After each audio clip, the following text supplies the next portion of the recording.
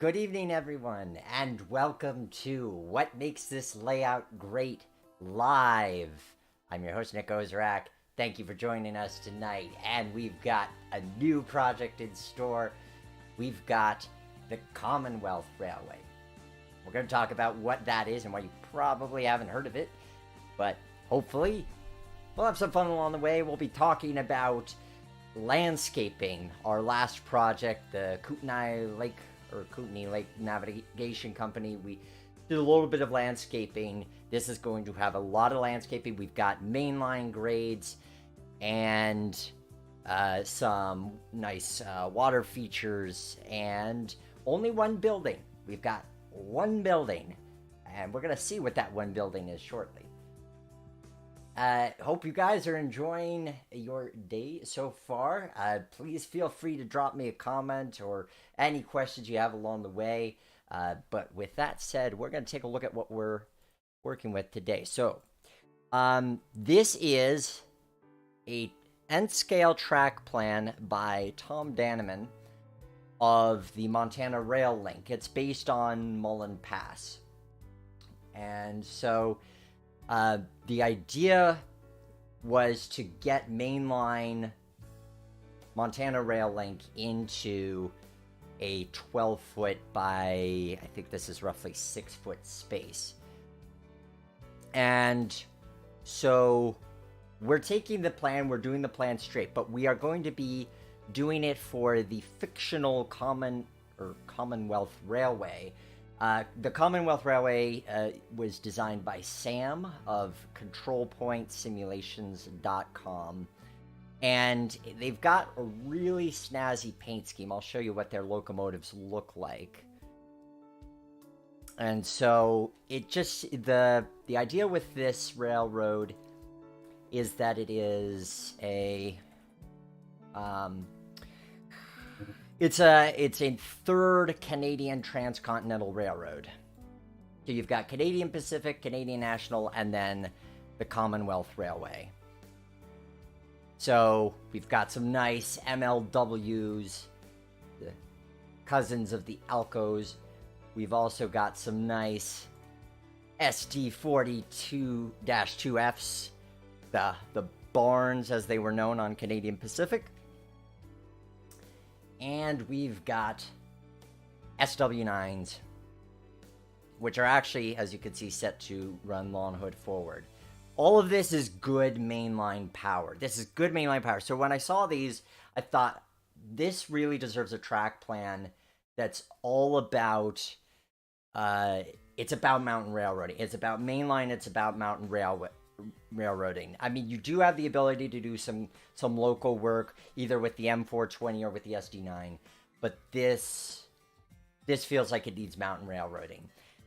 And so I was looking for something that would fit this, and this plan came up as I was searching the internet. As I say, I've become addicted to track plans. I get them from whatever source I can find them, and I love seeing new ideas. And if you guys see interesting track plans where you're like, hey, maybe you'd want to consider this for a build, you could always send them to me, Nick Ozrak at theroundhousepodcast.com. This one came across in a Model Railroader PDF. I believe it's called Realistic Railroads You Can Model. I have a link in the show notes podcast term, but in the comments, in the description of this video on YouTube, I have a link, and you can read about Tom's idea with the track plan. And I messaged him about it because I was curious to see if he had photos of the finished product. And actually, Tom never finished the layout. So I'm really excited about this because this is a really cool plan that never got fully realized. And so that's what we're going to be doing here. I think this is probably going to be a 2-stream deal. But I think we'll certainly get the topography in and get the track in today, so you get a sense of the landscaping. And that's going to be a big, as you can see from these numbers here, we're starting at base level of 0. And keep in mind, this is N scale. So when we're talking about going up to 4 and 5 inches, that in HO terms, that's not too bad grade-wise. But in N scale, these are going to be, we've got 3% grade here, We've got 2.2% per the prototype of Mullen Pass over here. So it's going to be mountain railroading. And actually, what's interesting about this track plan is we can see kind of this digital mock-up. It gives us a little bit of a sense of what we're going for. It gives us a little bit of a sense of what the final product should look like, which is kind of an interesting feature because you don't see that all too often with track plans. And I think, honestly, what the advantage of it is being able to see the topography. So let me see if any of you guys have questions so far. CWRYOC Gobbles. Well, I'm glad that you like that. SD9s have dual control stands. Yeah, I think I saw that, Audie. Good for pointing that out. And we'll have some fun. As we always do, we're going to do some building, and then we'll have some play toward the end. And I have some cool ideas for what we're going to do for play. What provinces and states will the Commonwealth Railway run through? Good question, Gilbert. That'd be a good question for Sam. And Sam, when I asked him about kind of like what his vision was for the Commonwealth Railway, because I wanted his permission to brand this as a Commonwealth Railway layout. I didn't want to just take the name without his permission. It's kind of like original characters. It's if somebody creates a character, you want to respect their vision. So I asked him what his vision was, and he said, well, it's a transcontinental railroad, but I don't have a lot of hard set ideas about it yet. So hopefully this may give Sam some ideas. Again, it's a transcontinental, so I think if you borrowed elements from CN and CP, you'd probably be safe. We're going to largely adhere to what the Mullen Pass vision for this was. Maybe we'll deviate a little bit in terms of the type of vegetation. So first up, we are going to get some track laid. We're going to give this 132-pound rail. So this would be your code 83 in HO or code 70 in N. So as you can see, this is the staging area we've got back here. A nice big 5-track staging area. This is designed for mainline use. You want room for nice 20-car trains, because that's what gives it its operational flavor. Because you could look at this and dismiss it as, well, isn't it just a roundy? And it is a roundy, but that's not inherently a bad thing, especially when you have a lot of room for staging, so you can have multiple trains cycling through, and you've got a passing siding. As you can see here, we've got this passing siding with one switch over here and one switch over here. That's going to make operations a lot of fun, because now you have the ability to have train meets along the way, so you can fleet power through one way, you can have meets. I think this is going to have a good amount of replay value when it's all said and done. So, looks to be about that size in terms of those 5 tracks. We're going to lock those in as straight pieces, because just like building with model railroads, this is kind of like flex track.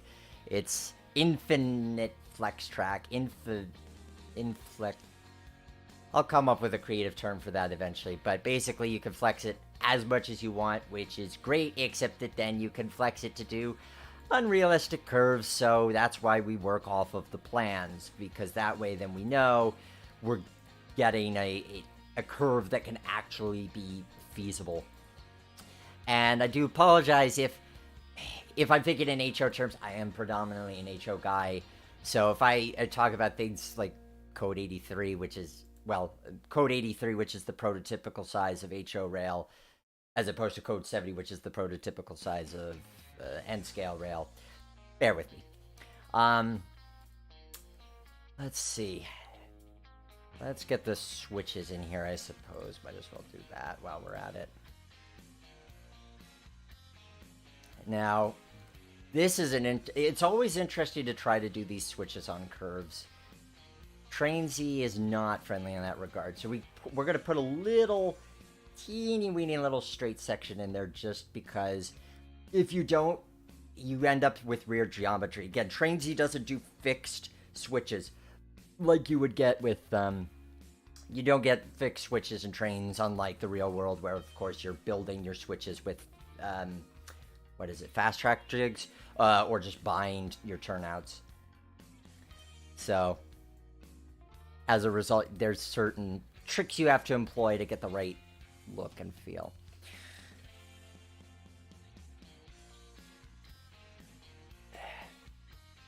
So maybe, so while we're getting this yard in here, I'd love to hear from you guys. Do you have have you created your own fictional railroads, or do you have particular favorite fictional railroads that other people have created, either in model railroading, in train simulation? I'll tell you what, one of my favorites, one of my very early favorites, was something called the Full Bucket Line. I'm sure you guys are somewhat familiar with it. If you're not, the Full Bucket Line is a Microsoft Train Simulator desert route. Now you can play it in the Open Rails Train Simulator. Oh, I love that thing to pieces. That was originally created 2004 by Bjorn Arlt. It was the first route I reviewed on At the Rail Yard. Such a creative world. And I love the orange and white paint scheme that was developed for it. And so many people, what I loved about it was how many people got in on the creativity with that, because a lot of folks did their own reskins, and not just of North American stock. I remember seeing German diesels. So that was a particular favorite of mine. So what are some of your favorites as far as fictionals are concerned?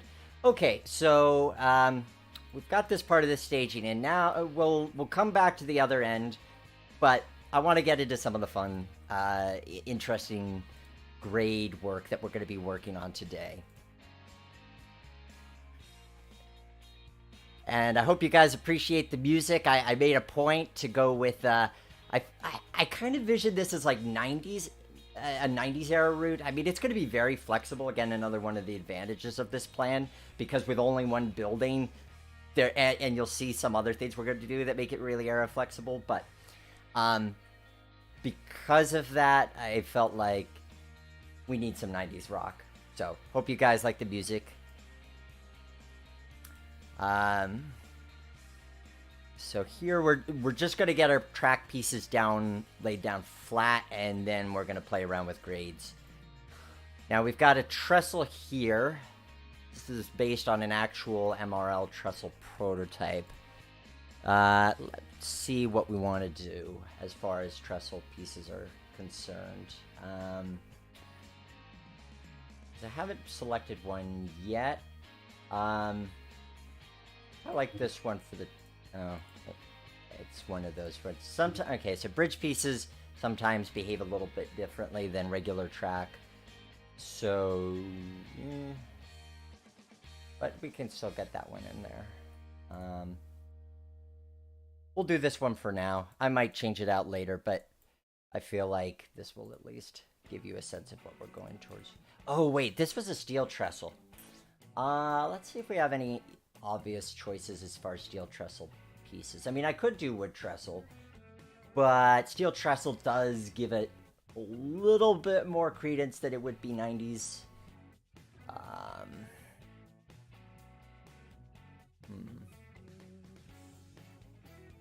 Maybe we'll come back to that part, because I'm trying to think of what asset I'd want to use to create that. If we search steel, maybe we'll come up with something. Working on my Aragon Mining Corporate Company, a small railroad in the Upper Peninsula of Michigan. Gray region to model, so much potential creatively with Upper Peninsula. Gory and Defeated, Utah Belt, Virginia and Western, all classics in model railroading. Building a Proto-Lance Railroad based on the Teton Valley. Somebody else, Big Ben 913, Full Bucket Line, yep. Superboard VH, building Tuscarawas.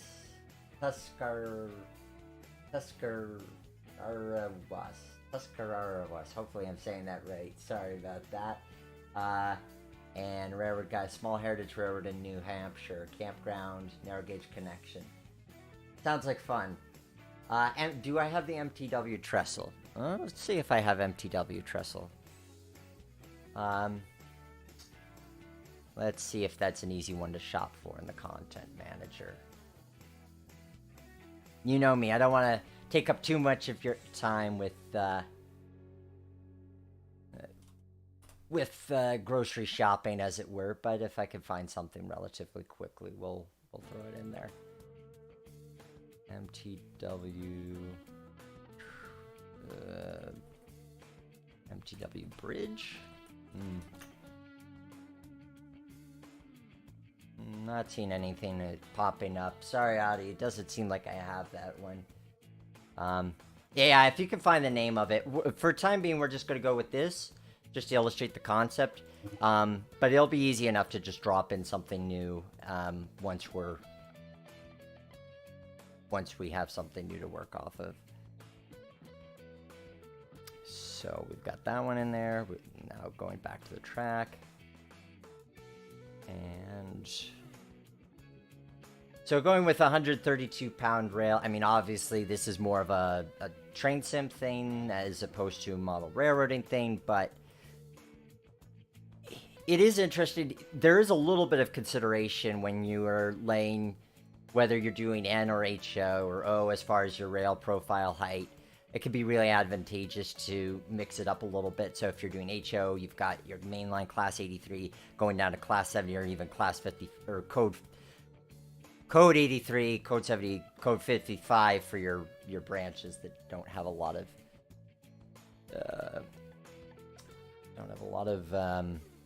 are using older rail. Now we're going to place our first tunnel. You know, truth be told, guys, this route doesn't have a name at this point, so I am very open to naming ideas. If you want to so the route, like, it's the Commonwealth Railway, but I feel like this is a division of the Commonwealth Railway. So if you guys want to throw your ideas as far as names are concerned, I'd love to hear what you come up with. Okay, now we're going to go back to now we're going behind the backdrop and we're going into the staging area. So this is going to be trestle. I'm going to see if we have some type of wooden trestle that doesn't have supports, or some kind of bridge that has very little support. Oh, that's narrow gauge. That isn't going to work. But if we've got one without supports, that's going to really do us well, because this is going to go right over the yard, which will kind of look cool in its own right. Yeah, it looks like we've got a lot of, not having much luck on the bridge front. I know what I'll use as a placeholder. Yeah, we might end up changing this after the fact, but just to get something down there, we'll use this. It partially depends on how much, because it has a little bit of an overhang under, or it has girder work underneath, so I don't know if it's going to visually clear the, oh, I can't straighten that. Maybe we won't do the fancy trestle thing. Maybe we'll just go with regular track for the time being. So, because I want to be able to keep this section really straight here. Trains does have some interesting foibles to it that you work with it enough, you learn to work around them. But it is sometimes groan-inducing. Hi, Kevin. Thanks for joining us. Toot Toot Roots. Yeah. The uncommonly poor sub. Sorry, Rudy. I can't go for something that makes it sound dilapidated. I mean, look, I'm not above making something that's supposed to look like weather-beaten, but this is supposed to be... I mean, you look at those engines. For those of you who are joining us a little bit later, we're building the Commonwealth Railway. It's a fictional railroad. This is the motive power we're working with. Nice, shiny stuff. we want to have our infrastructure in good shape. So we're coming into the passing siding area here. There's so many. This is another one of these. I feel like I'm going to be a broken record saying this week after week, but I've been looking forward to this one for a few weeks now.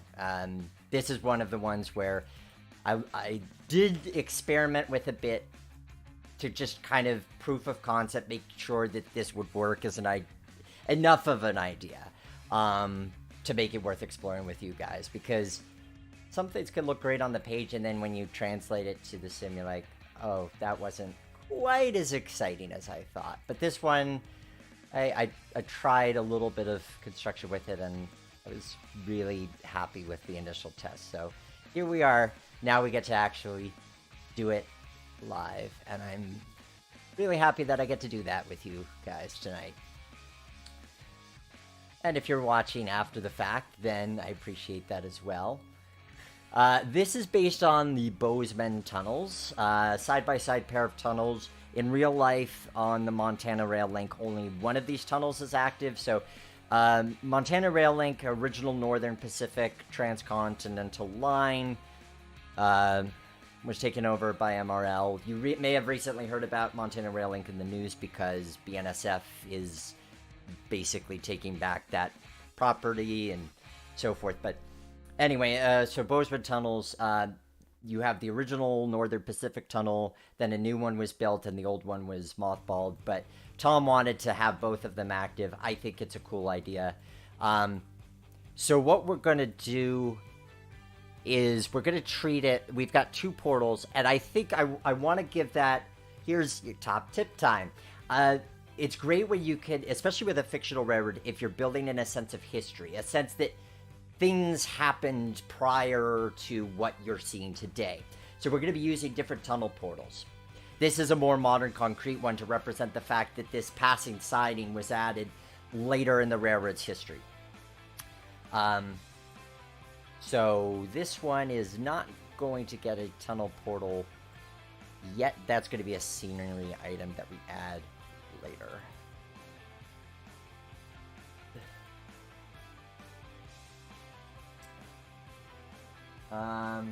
YR Bridge Trestle Bendy, if you aren't already using it. Let me check that.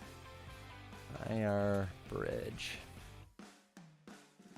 Let's see. There's the plate deck version.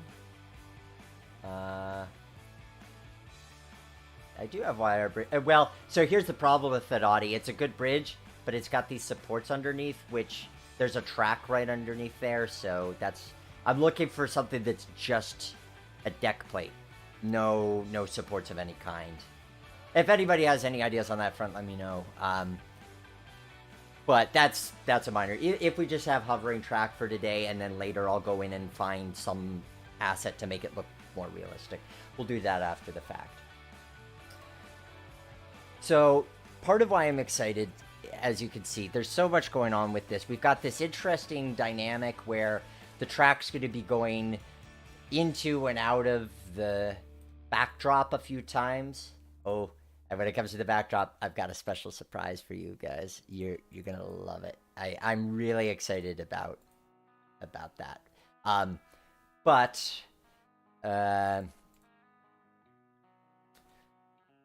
Yeah, so you've got that, you've got all these grades going on, and even once we've got this track in place and you can start to see the bendies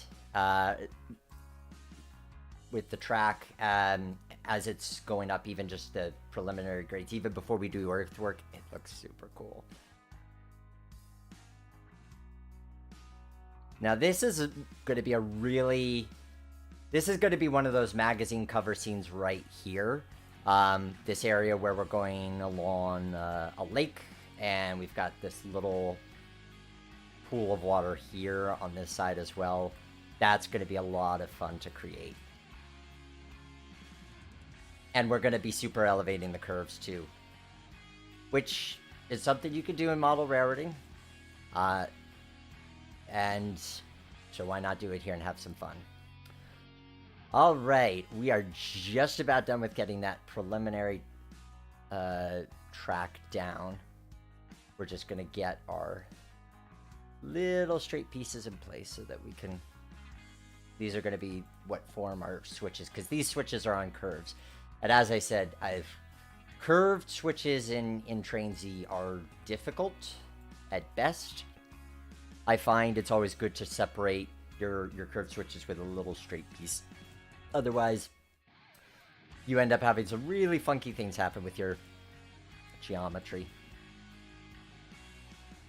And then we'll get one here. I hope you guys are enjoying the series so far, both in terms of the edited episodes as well as live streaming and hanging out as we do here. Trying to make sure that there's things for both the model railroaders, the virtual railroaders, and everything in between. Okay. So this might need to be smoothed out a bit once we take off the guidelines. Oh yeah, that's a little interesting there. So we'll just do some preliminary smoothing. We don't need to get too into it, but just enough to be like, hey, this looks decent. That's looking pretty good. There might be some wonky curves here and there. Oh. Yep, might need to finish that section there. That might be a good idea. Okay. So there's our track in.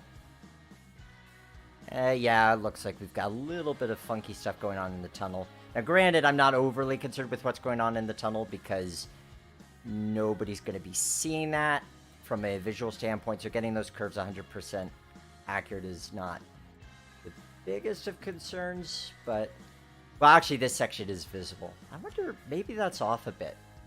Kind of hard to tell. Usually these model railroad track plans tend to be accurate on the curves, but something looks a little funky. Getting smooth curves in Train Z, though, hard. But again, we're not gonna go too crazy here. We're just gonna get enough so that there's this sense of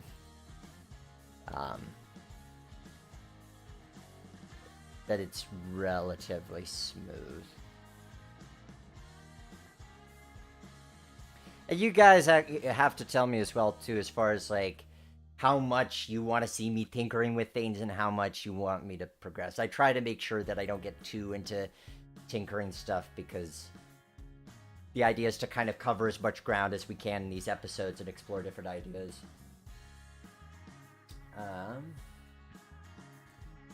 Oh, right. Thanks, Rudy. Yeah, we didn't put in the cement plant. And yes, that's going to be our building. You guessed it correctly. That is indeed a cement plant. So that's our one industry that we've got here. Which is nice, because that way, you know, speaking to the point as well of how this isn't just roundy. Having that cement plant gives us a little operational diversity. As far as you can have a train going out, a westbound going out, and then switch that, which also ties up your main line for a bit, so then that affects how you dispatch your trains. This feels like a dispatchable layout, meaning that the type of layout where you could have somebody serving in the dispatcher role and somebody serving in the crew, serving as your train crew. I think those are pretty close to what we want. Again, we'll play around with that as we need to see fit. Those should actually probably be... If we're saying those are... if that's a siding, we're actually probably going to step it down. So we'll make that 112-pound rail. And what we're going to do, since we've already got that laid in here, we're going to say, take this track, and actually I want this track. We're going to select the area that we want to... Nope, not like that. We're going to select the area and say, replace these tracks. It's just reminding us that the base map is locked. And then We'll highlight this. Begin. Yes. I mean, it is a subtle change after all. We are talking just going from 132 to 112, so that shouldn't be too pronounced a change anyway. And let's see if that did the trick. Oh, I'm gonna have to turn off the base map for that one. But I think we'll go with that regardless, because again, no, it went, oh jeez. The trick with the selection tool, I mean, for one thing, there's all the business about when you have layers locked, and it's like, are you sure you want to do that? But also with track, it can be a little finicky if you're trying to do areas. Let's just relay that. It'll take all 2 minutes. So we are doing 112 ballast. We're going to bring our guide back up. What is this design program called? This is Trains with a Z, Railroad Simulator 2019. It is a design program, but it is also a train simulator, meaning that you don't just get to lay your plans out with there, you get to play with them. And that's the premise behind what makes this layout great as a series, is we're not just talking about, we're not just looking at two-dimensional maps and say, here's what's good and here's what makes this strong, and here's why you might or might not want to consider this for your own space. But we're actually playing with it. And all of these routes that we create here on the show are downloadable. Or will be. So Kootenai Lake, which we did last time, there's still a few things to be modified with that before it's ready for release. But the Lake Erie, Franklin, and Clarion, which we reviewed in the last week's episode of what makes this layout great, you can download that already. That was a fun layout. What did you guys think of the Lake Erie, Franklin, and Clarion review? Did you guys enjoy that? What did you think of the layout itself? That was a neat one to do, because I really knew very little about the Lake Erie, Franklin, and Clarion until I researched it for the sake of building that route, and it was a tough one. There's so little out there as far as photos are concerned. Okay, so yes, we have all the tracking, including what is going to be our cement plan. So now we're going to have some fun with grades. So, we bring back our base map in here. It's like watching a movie when you decide, well, that's the idea. We want to make the building process fun. That is the goal here. So, first grade we've got, we're coming, so I'm considering this direction, if we're going to the left, whichever way is left for you guys. I guess this way is left. If we're going to the left, then it's going to be westbound. And if we're going to the right, it's eastbound. Because that's true both for this trestle upper high line as well as for this passing siding. So, we are building grades going westbound. This is really where Trains with a Z shines, because you can set grades to exactly what you want. So we're going to set this as our 0, which it already is, but we're going to lock it in as 0. Just say this is the vertex height. This is 0. Now we're saying, okay, even on here, it's cropped out, but this is a 3% grade. The reason it's 3% is because we need to clear the track by here.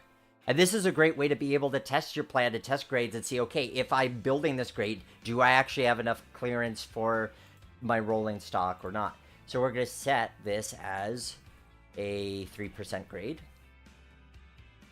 And actually, we'll ease into it a bit. We're going to start it off maybe as a 1, and then go into 3.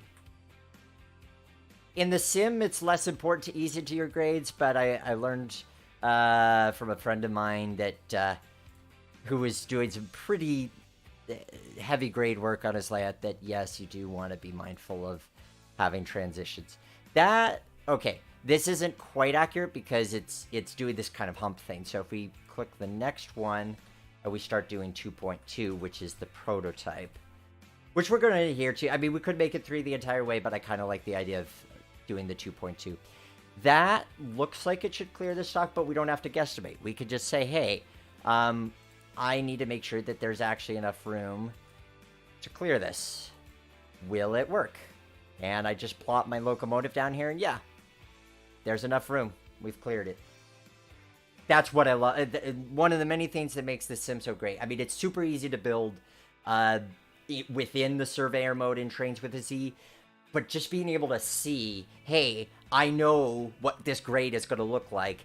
I know if it's going to clear or not.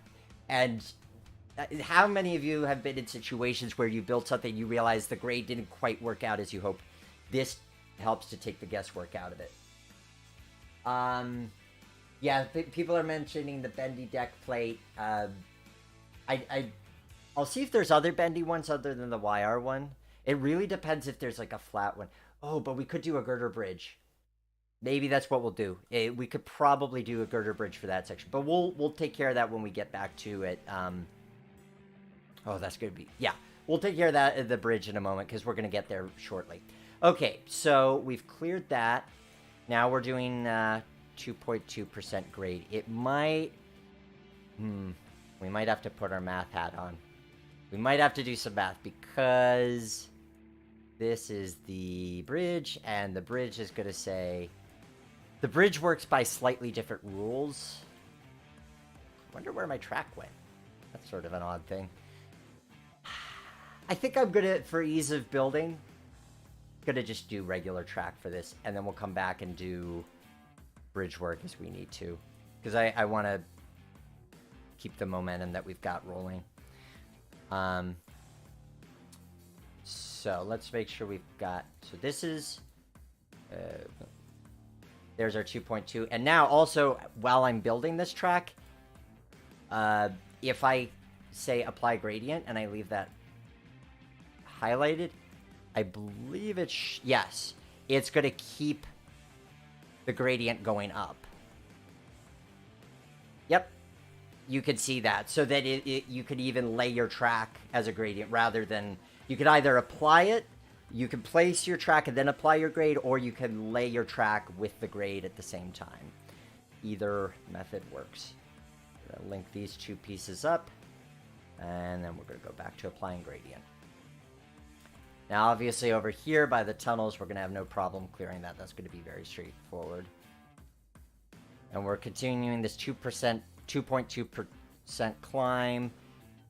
And obviously, if you're modeling, you know, Woodland Scenics, you go 1%, 2%, and how specific you go with your grades is partially dependent on how important they are to be like right on the money. If you've got flexibility because you're just simulating a grade, you don't have to worry about a over and under, then maybe you don't worry as much about the decimal point.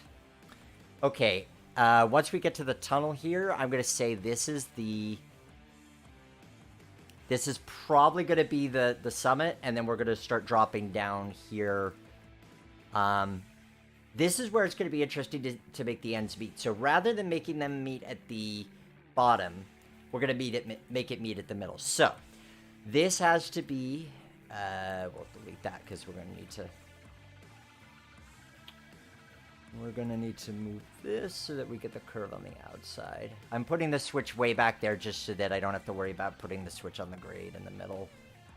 And it did put my frog points in there, so I think this should work as I hope it to. If not, we'll move that switch. Let's see. Okay, so if we're applying, and this should be, let's see if we can make this work as a 3% grade. And then we're gonna, these short tracks can be a little finicky as far as applying your grades are concerned, because you've got so little space to work with. But I think if we just say it's 0.14 high, we make that 1.4. Don't know.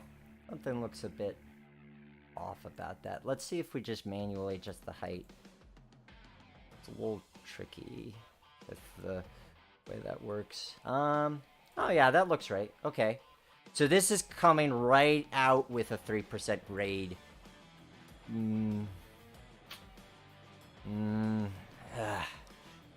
curved switch on a grade. Like, this is like everything working against us.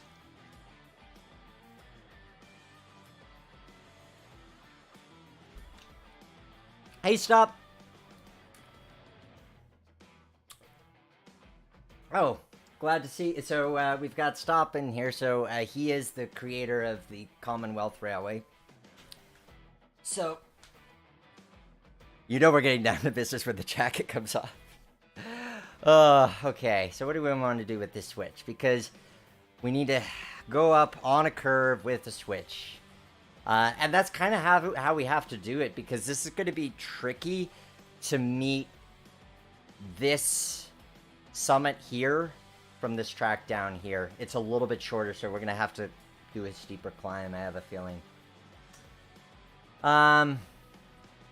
Yeah, that's also good point, Rudy. We're pushing it as far as our clearance there. So maybe we'll do like a 1% or a 0.5 just to get the grade going.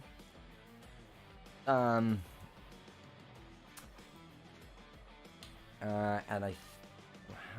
I think for the sake of experimenting, we're gonna get this height, and that's 0.39. We're gonna apply that. Okay, that's looking better.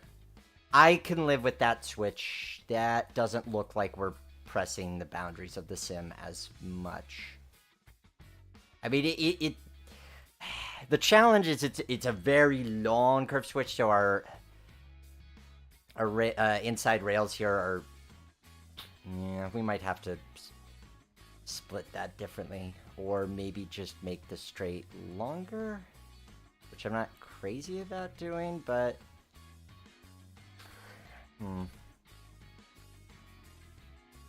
let's see where we end up grade wise, and then we'll rehash that in if we need to. Okay, so after the cement plant, we're going to go up to a 3% grade, because I think we just need to climb really quickly, because, oh, we do, because we have to clear the stock in the staging yard. And I think that, let's see if that'll clear it. Should clear it.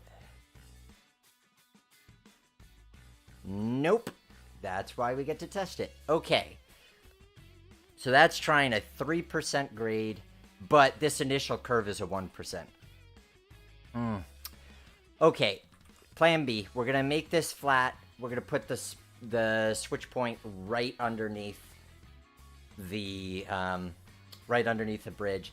Now, if you were building this as a layout, you'd do it differently, but again, you'd have a physical switch. And having a physical switch that you put on a grave is easier than what we're doing here in the sim.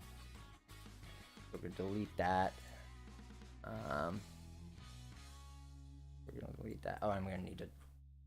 No, I won't need to because it's on the bottom track. We're good.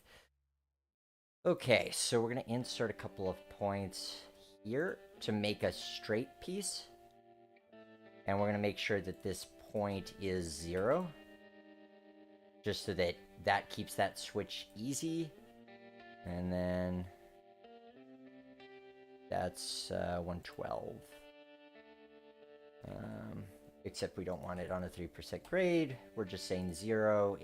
By saying 0, we're saying that the sim can set whatever grade it sees fit. And then I guess we're just going to have to climb it and like immediately start climbing to a 3%. I don't want to do 4 because if we do 4, then it starts to mess around with what you have to, your train length going the other direction. Now, granted, you could have different operating rules as far as how many units you need powering going one direction versus another, but trying to keep it balanced both ways, partially because I think that when Tom designed this was just 3% and 2.2 in places. Do we clear it? Oof, not really. Okay, well, I think we're just gonna have to go up to 3.5.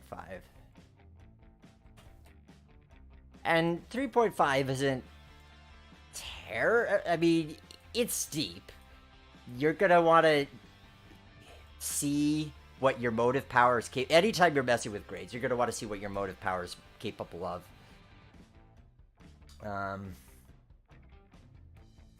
But at least now we're able to clear it, so that's better. So 3%, and not applying it to the backing track. We're just applying it to this. So let's see where that leaves us elevation-wise. Now these elevations are in meters, and they are in they're metric, and they're metric in real world scale, not N. So this is saying this is 17.42 meters above. There's no real way to change that within the sim, but you can just, it's a matter of doing math. So if you were trying to say, hey, I want to hit 5.375 inches in N scale, you have to multiply it by 160. That'll give you the amount of inches in real world scale that you're climbing, and then you would turn that into go from inches to meters. But we don't have to hit that exact number. I feel like what's important is that we're getting the look and feel, the grades right. Getting the grades right is the main trick. Oh, we went 3.5. Do we want, let's be kind on ourselves and see. Okay, so once we clear the once we've cleared the staging yard, let's take it down to 3 and be a little softer on it. And you can see how much it dropped, but I think that's okay. Yeah, that looks okay. So what is that? Oh, and so the question becomes, well, what is this grade in between? 2.2. There you have it.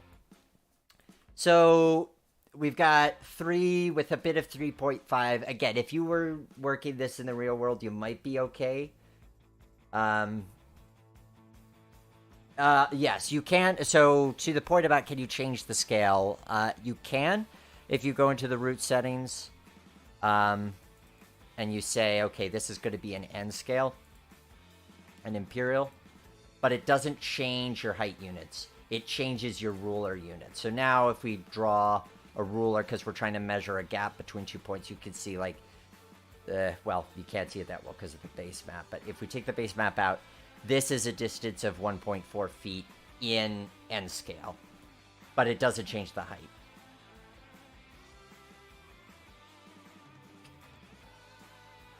So we can delete that because we don't really need that ruler in there for any particular reason.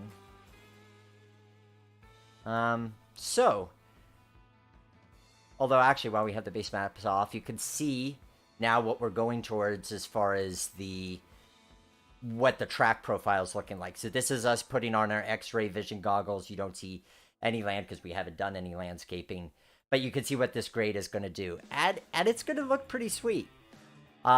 It's pushing it. I mean, this is, even for N scale, we're doing a lot.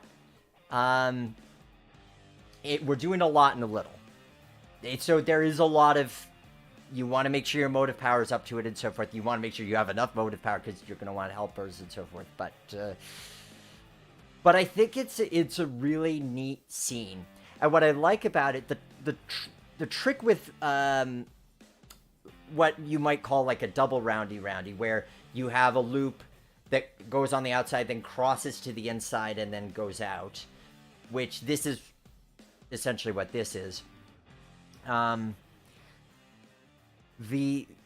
thing that you want to be mindful of is not making it seem like you're going through the same location twice.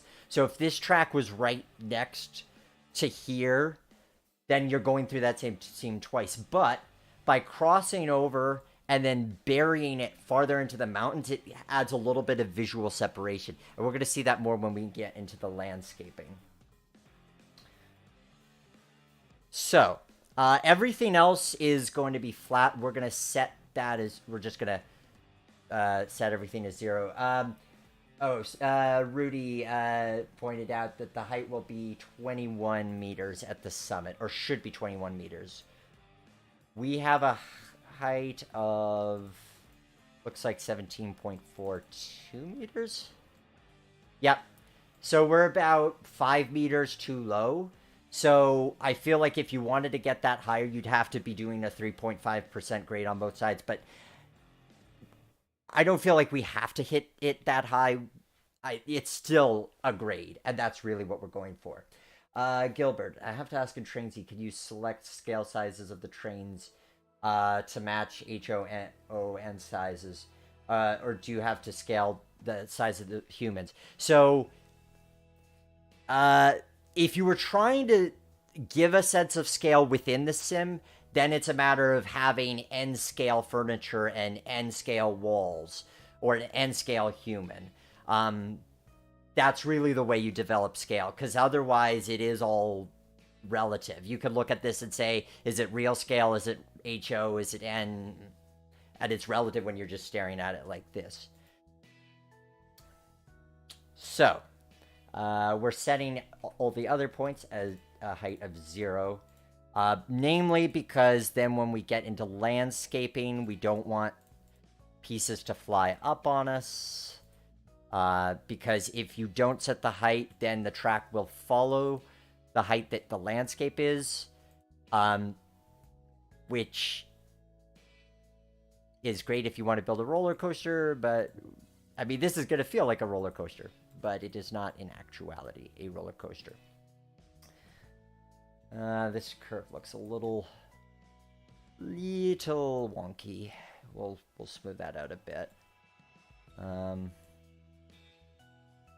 Yeah, I think about there should do it. Are we still clearing the engine? Yes, just barely, but we are still clearing the engine. Dylan, love the map. Well, I'm glad you like it. I think this is going to be a really nifty one, especially as we're getting into the landscaping. So, I think with that said, we can just get into the landscaping. So if we put the base map on, unlike Kootenai Lake, which kind of had topography lines to show you where the mountains were, this one does not. However, we do have this, I guess you could call it cheat sheet over here, that shows us, hey, here's what your grades should kind of sort of look like. And so we'll kind of go off of that, and we'll kind of wing it. So we're going to turn the sensitivity down, and we're just going to do some kind of general rough getting a feel of the landscape. Oh, and here you can see, because I didn't set the height of the track, you can see how this track, which had the height set, is staying at the exact height, whereas this cement plant, the track is going up. We should actually probably get that locked in grade-wise. So the switch is fine. So then once it clears that switch, everything's pretty much going to be at the same height. So we're just saying that's 1 meter off. So we're going to have that line continuing to climb up while the cement plant remains level. Could you put the cement plant on a grade? Yeah, but then you would want to have a way of making sure your cars don't roll down. Having your cars roll down in the main line, not recommended. Okay. Water break.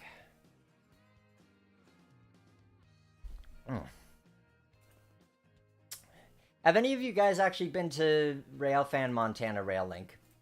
It's one of those that, especially now that its days are numbered, it does kind of feel like, oh, maybe that's a thing that I should do.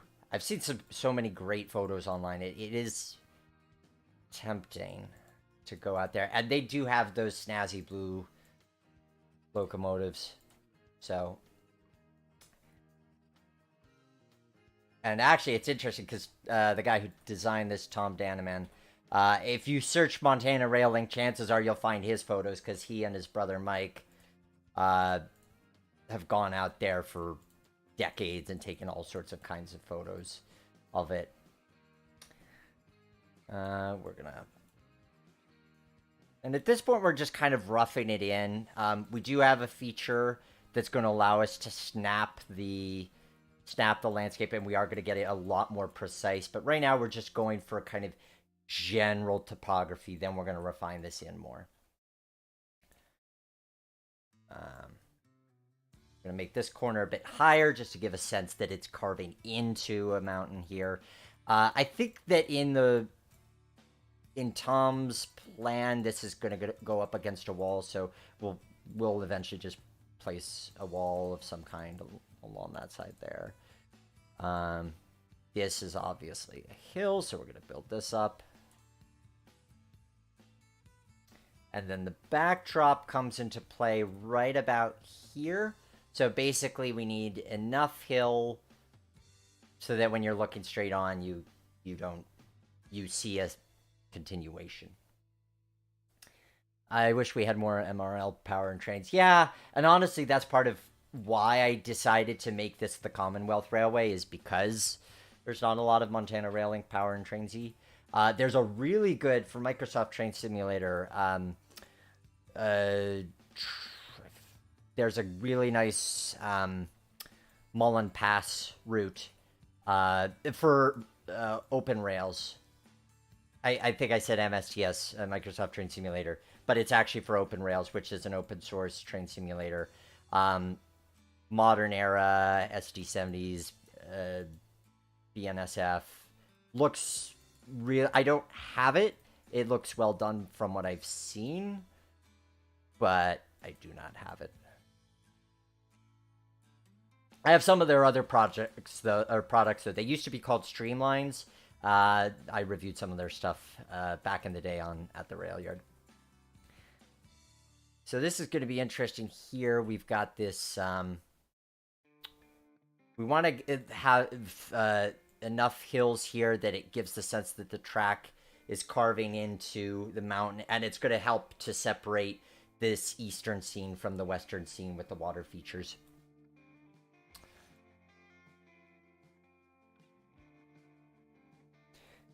But this is one that I think really, the landscape is the selling feature. I mean, when I've been telling people about, hey, I'm going to be building this plan, that I keep telling them, and I think I put in the description, only one building. It's like, how are you going to do such a large space with only one building? And the answer is because I think the landscape here does a lot of the talking for us. I think it does a lot of the talking for us.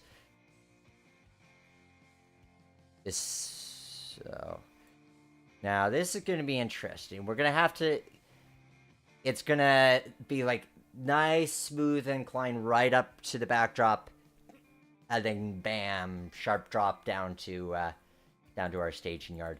We'll let it spill over a bit though, because once we actually do the refining, we have a tool that'll allow us to get that choppy effect really easily. How high do we want that trestle? Roughly that high, I'd say. Then, yeah, that seems about right. And then adding a little bit of variety here, just so there's a little bit of rolling hills. We might need to refine that a bit when we put in the dirt road. We'll see how that looks when we get to that stage.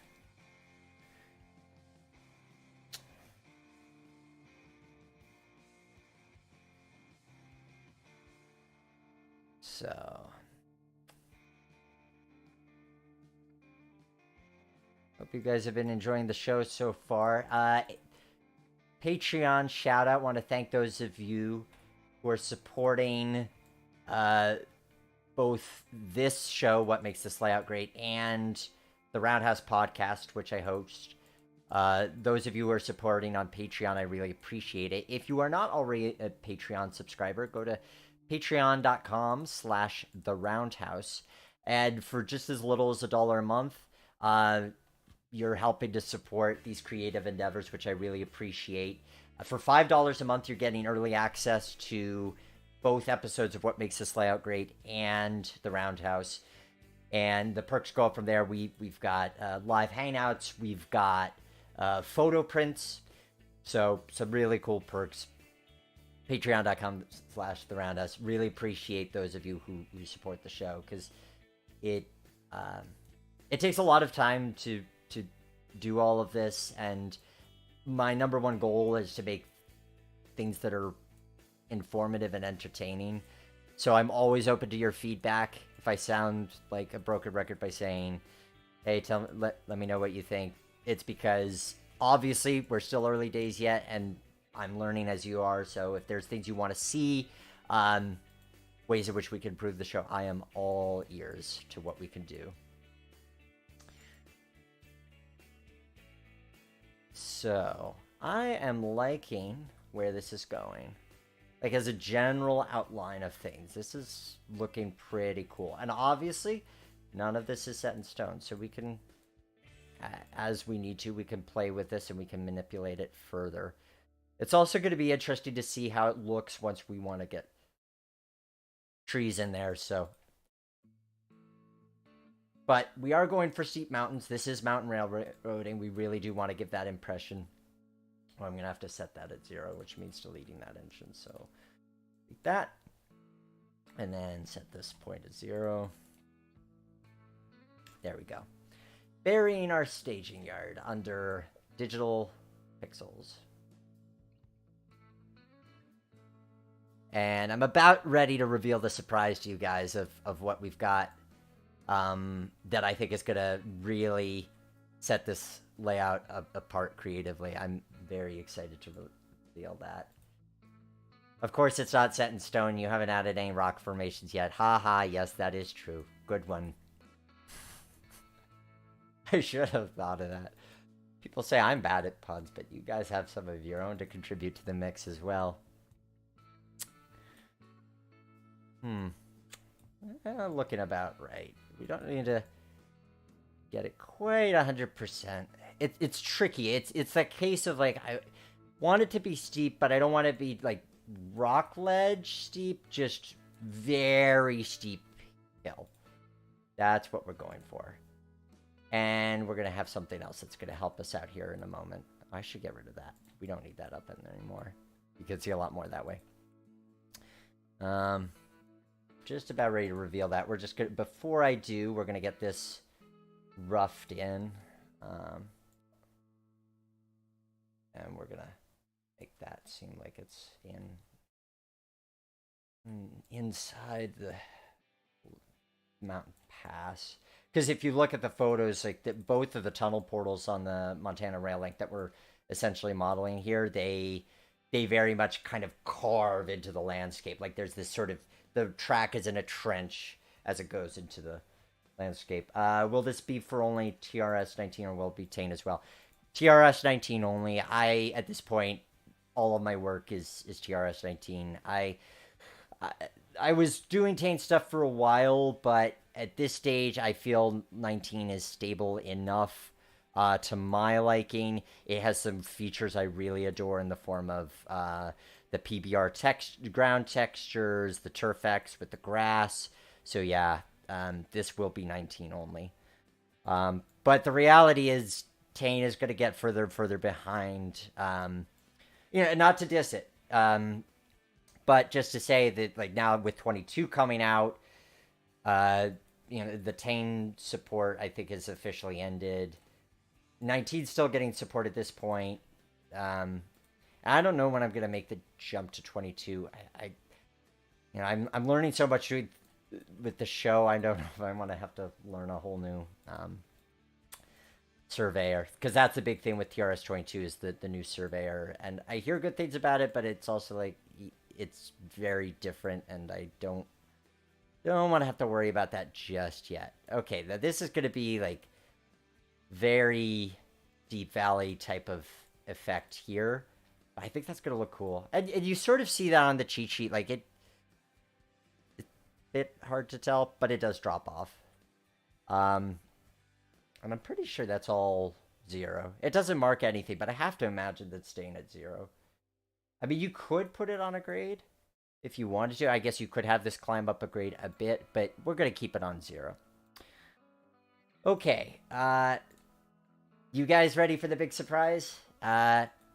I need to see a few comments saying that you're ready for the big surprise before we wheel it out. We're almost to that point. Last thing I'm gonna do, we're gonna get ready for. We're gonna get ready for the tunnel portal going in there again. We'll finesse that in once we actually go back and detail that. But this is just to get the basic landscape in. But you can see how it's taking shape. You can see how it's already there's this depth to it, so that if we're running a train over the viaduct, we're focusing on what's going on there. I mean, even if we're viewing it back here, your line of sight is on a different plane, so you're not paying attention to the sidings.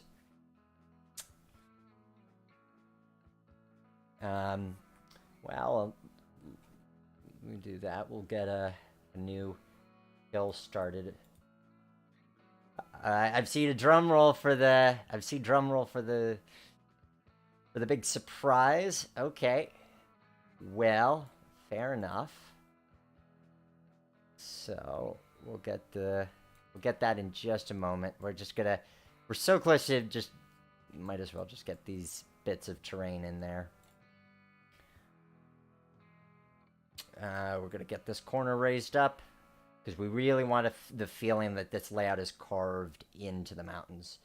And unlike the Kootenai Lake Navigation Company, the last one we did, this one does have grades, but even through the flat sections, when you're carving that landscape around, it just gives that feeling of, oh, there's depth to this. There's it could give the illusion that you're going through going up and down grades even when you're not.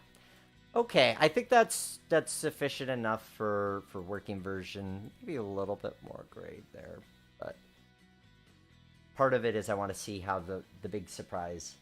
The big surprise, you've developed a 3D printer that can print out the entire layout in 187 or 1/160 scale when you're done building it. I wish, I really wish, no. But I think you're still going to like it. And that is this. Ta-da! So, I dusted off my 3D modeling skills, which I haven't used in quite some time, because for these layout projects, I feel like it's beneficial to have good backdrops. A good backdrop can really sell a layout. And I think that's true digitally as well. And because we're working with these very narrow planes, makes sense to dust off these skills. So this is a photo that I took in Alaska, but it has the right look and feel for mountains. For, say, in northwestern Canada. Or I should say Western Canada. All of Western Canada has mountains, not just the northwestern bit. So what we're going to do, and also this, so the photo is mine, but the shape is also custom. I built this specifically for this layout. It's designed to fit the exact footprint, as you'll see in a moment here. So I've turned off I've turned on the see-through land feature, probably as a classier name than that, by hitting the F9 key, so we could see the original base map, and we could get this lined up right about to where we need it, which is to say, on this edge of the staging. Now, could you hide this section behind the fascia with the switches? Yeah, but is there something to be said for actually seeing that portion of the yard? I think so. I think it's worth seeing that portion of the yard. So and obviously, if we don't like it, I could go back in and I can tweak the size of this backdrop. But I like the width it's at. So, and then you can see on the other side here, it's coming to just where this road ends. Thereabouts. Maybe we're going to push it over a bit that way, a bit down. And then we're just going to drop it into place. Ish. Right about here. And then, yeah, that's pretty much along the, we look where it's at. Maybe turn it a little bit to get it lined up. Maybe about there. I'm willing to accept that. Now, when we turn the landscape back on, there you have it. So much done with just the backdrop. Now, if we look at the cheat sheet, it's not clear to me that Tom was intending to use a 2D backdrop. It looks like he was going to have another row of mountains behind the staging, which would certainly be another way of doing it. The staging goes right against a wall. But that said, I like the expanse that this gives us by having this backdrop. It just gives it so much depth. And yeah, you could make the case of, well, what if you put it behind the staging like so, but then you've got this line to contend with here. Like, you'd have to hide that with the trees, which you can. But I think we're going to leave it where it's at. I think we're going to have it within the mountains here. But that's, again, the fun of the sim, is that we can try these different locations and see what we like. So as you can see, the track, it's not clearly designed how it appears out of the fascia. I think we're just going to treat it as if there's like a hole in the fascia. Or not the fascia, the backdrop. There's a hole in the backdrop, no fancy tunnel portals or anything. Because if you're looking at, you're not really going to be able to have a clear view of that curve anyway. We're going to be hiding that behind hills here.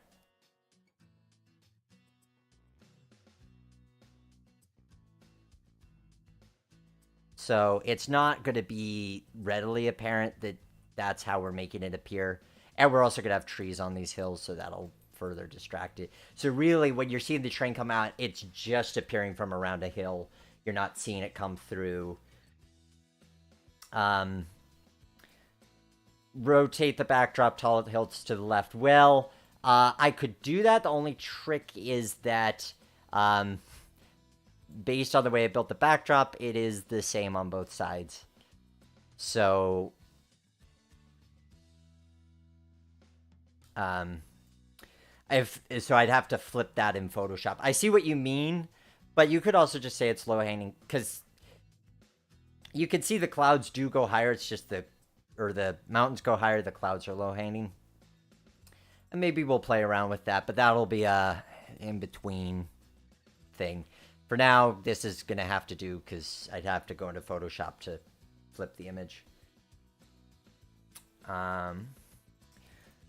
But yeah, I think it just gives that sense of scale. It gives that sense of, okay, you're seeing this little piece within this large geographic landscape.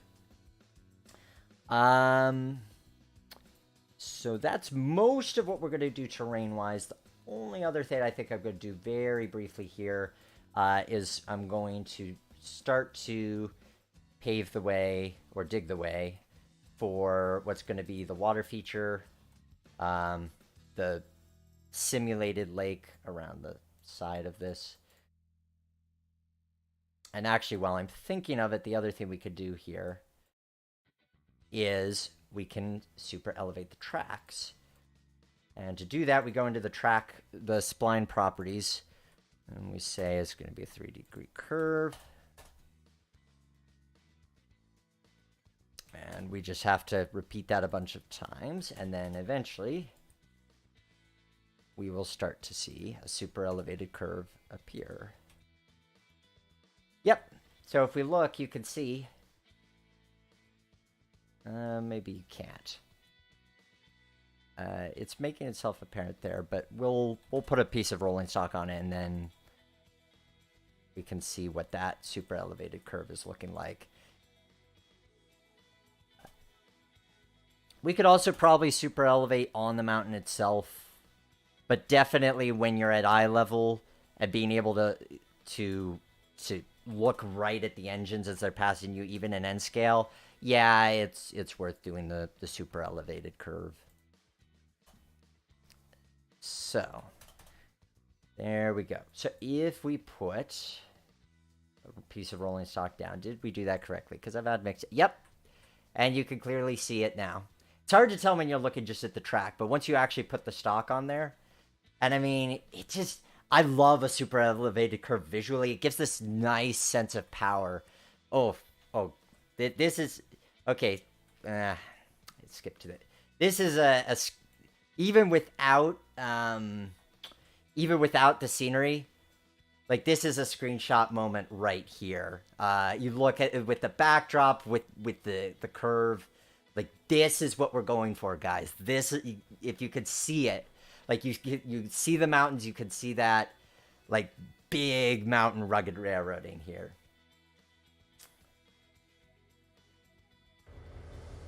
Oh, not unpausing it. Going back to the surveyor. Probably around 9 o'clock, we'll have a little bit of a run session with this. Get into that a bit. So it seems like what we'll be doing, we'll get the landscape honed in. Maybe we'll start detailing that cement plant scene. what do you guys want to see next? Do you want to see? Do you want to? I'm gonna save trestle because I think I'm gonna have to do some grocery shopping to get the right assets to make that look good. So do you want me to do the cement plant, or do you want me to do the waterfront scene? Leave your comment, and once I'm done honing in the terrain, I'll choose. I'll do one of those two things. Um, but we'll at least get this honed in here, and you can kind of see what it's going to look like. Obviously, the challenge with the snap to track feature, what did they call this? Smooth spline height. So getting the terrain to line up with your track spline. Only challenge with that is that if they're too close, you'll have this little bit of spill, and then neither side is happy. So it will require a little bit of manual finagling to get this section to look right.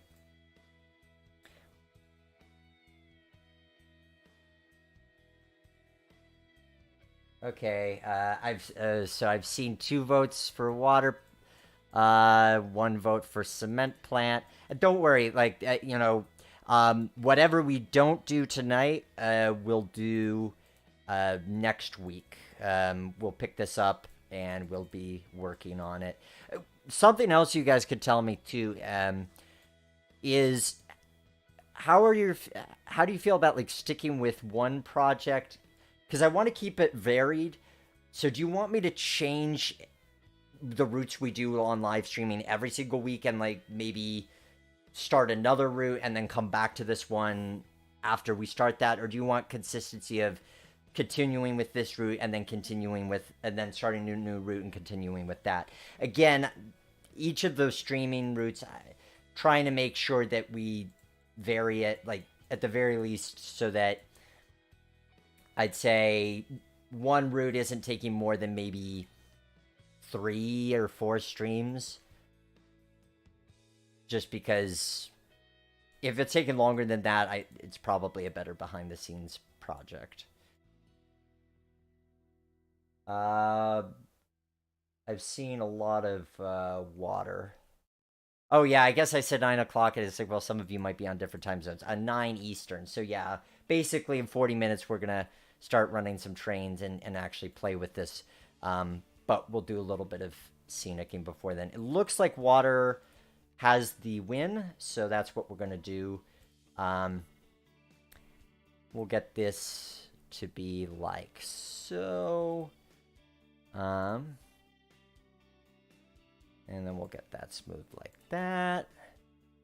Not worried about trying to get it too perfect, because this will get played with once we get into each of these scenes. I just want to have enough of a landscape to say, hey, this is roughly what we're looking at here. And you can kind of see now also what we're looking at as far as the value of the backdrop is, hey, look at this nice fancy backdrop, and then our staging yard remains nice and flat. Looks like we have some different heights within the yard. Probably different grade points. Let's make sure. Oh, yeah. Because not everything is truly 0. So now everything is truly 0. And so we can redo those points. Oops. Not that point. Although that would be amusing to see. And then I guess we'll just have to manually go up along that. But we'll worry about that later. So that's the bulk of the terrain done. Obviously, yeah. So when behind the scenes, I'll do some work to get this big staging bridge to give it something to look nice. Obviously, don't have to. It's a sim. Gravity has no jurisdiction here, but admittedly, I think it'd be nice just to give a sense of, if you were building this, what does your staging area kind of sort of look like? And then really going, I feel like I might be going too shy on these mountains. See, I come from northwestern Pennsylvania, where there aren't really big giant mountains. Now I'm living in Virginia. There are bigger mountains, but western Canada, so forth mountains. Admittedly, I'm still maybe more tentative than I should on height. But we'll also have trees too, so yeah. Okay, stupid question, but how do you redo, what is the back to go back? Oh, so if I want to undo something, like this, just Control Z. There's probably an actual menu item for it, like, oh yeah, edit, undo, but it's just like editing a Word document, Control Z, and you can just undo a change. There's a couple of things you can't undo, but most things you can, which is really handy. I'm liking that. Okay, let's have some fun with this waterfront scene. So we'll get that sculpted out, which is to say we've got this water that's going to be in this pool right along there. If we bring up the... Yeah, and then basically the water goes all the way around the side till it hits the edge there. And we're going to end up... So, with layout plans, one of the tricks when converting... when doing them in Train Z... Train Z likes working in grid form. It does not like working with curves, especially when it comes to doing curves on fascia. It's possible.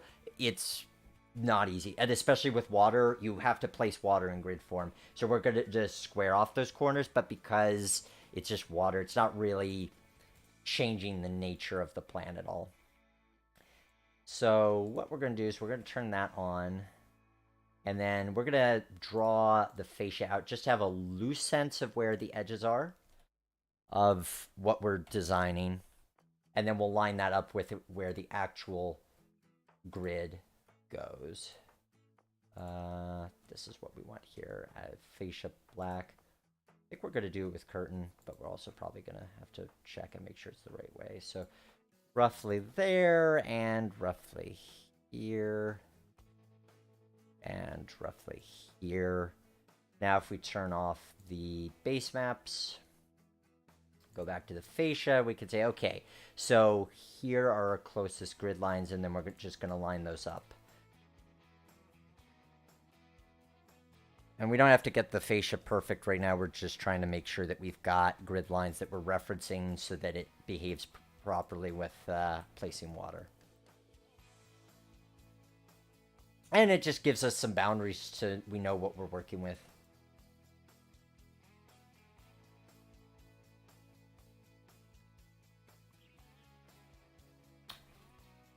Okay, and that could probably be a bit lower along here. So now we're going to actually place the water in. Do I want to do that, or do I want to do ground texturing? I suppose might as well do ground texturing. Always a question of, okay, what do we want to do now? What seems like the right thing to do now? Because I landscape-wise, I feel pretty comfortable about how this is looking. Oh, nope, I want to go up there. I feel fairly comfortable with that. So, with that said, nice and lumpy mountains. Brown texturing, or... Yeah, let's do ground texturing. Okay, we're going to go with a base of just a nice grass. We want something, well, actually a forest floor. So we'll search Pbr forest. Pbr is the type of texturing. I want something a bit darker than that. Yep. Now this is going to look way too tiled and way too repetitive. There's going to be trees on top, but we're also going to do some tricks as it is to make it look a little bit more interesting visually. And I'm just going to go out to there, because the water is going to be a completely different texture, so that'll kind of cover most of what we need. I think we'll go to right about here, just enough so that when we're looking at this peninsula, hopefully 35 minutes, hopefully this peninsula looks presentable. That's our goal for today. Bonus if we can get this back section here. So we have other forest Pbr stuff, so we're going to kind of paint that, just paint all around. And you can see already by doing that, you're taking a little bit of that sense of repetitive pattern away.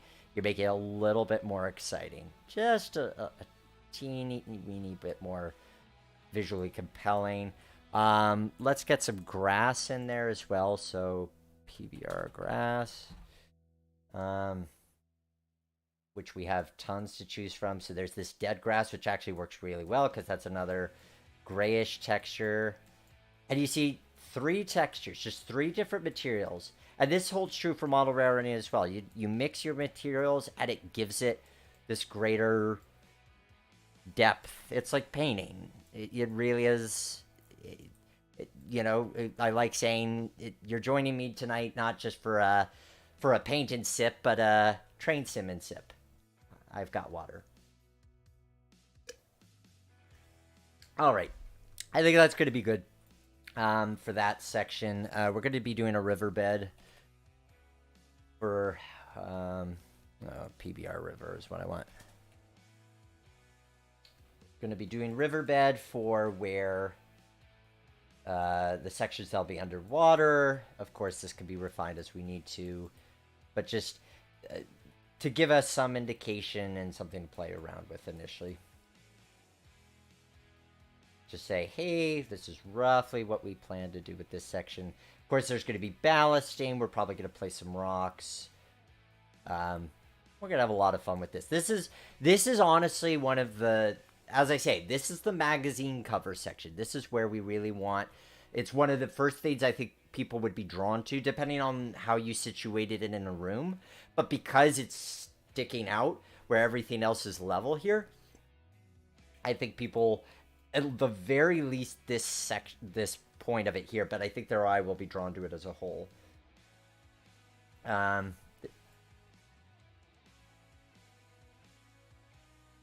Oh, thank you, Moose. I'm glad that you're enjoying this so far.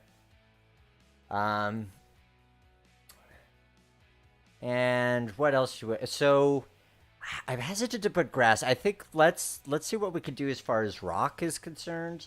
And then maybe we'll do some... yeah. This is where we might also end up going to some reference photos and saying, okay... because there are, obviously, this is modeled after the Montana Rail Link. So what are some things we might want to do here to emulate that? Because that might be a little bit too light. It might be a little too dry.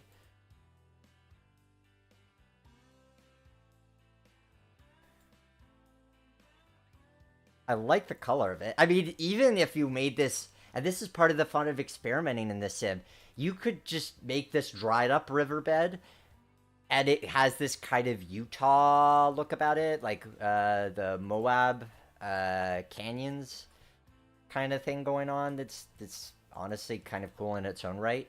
We're still going to do it how we talked about, but simply to say that that's what I love about experimenting in the sim, is that you discover things as you're building it. That's why I like doing the live streams with you guys, is because then you can see, oh, well, if I did it this way, it looks like this. If I did it that way, it looks like that. PBR cliff face. That could be kind of... Oh, I like that. I do like that. Yeah, that's that kind of darker rock that I think I'm going for here. Yeah. And then we're going to add some... we're going to be adding some ballast shortly. But you figure... from a geologic time frame, the ballast was like one of the last things to come in, so it makes sense that that's sort of our top layer, if you will. And obviously the benefit with sim is we can just pour on more layers and tweak it as we need to. PBR ballast aggregate. That, ooh, I like this. I mean, it's a little... Oh, it's scaled way too big for what we're doing. But I like it in places. Like, it used it too much, it would look repetitive, but I think if we place it strategically, it could be kind of fun. Yeah, you see what we're going for here? I think this is really... Yeah, this is really...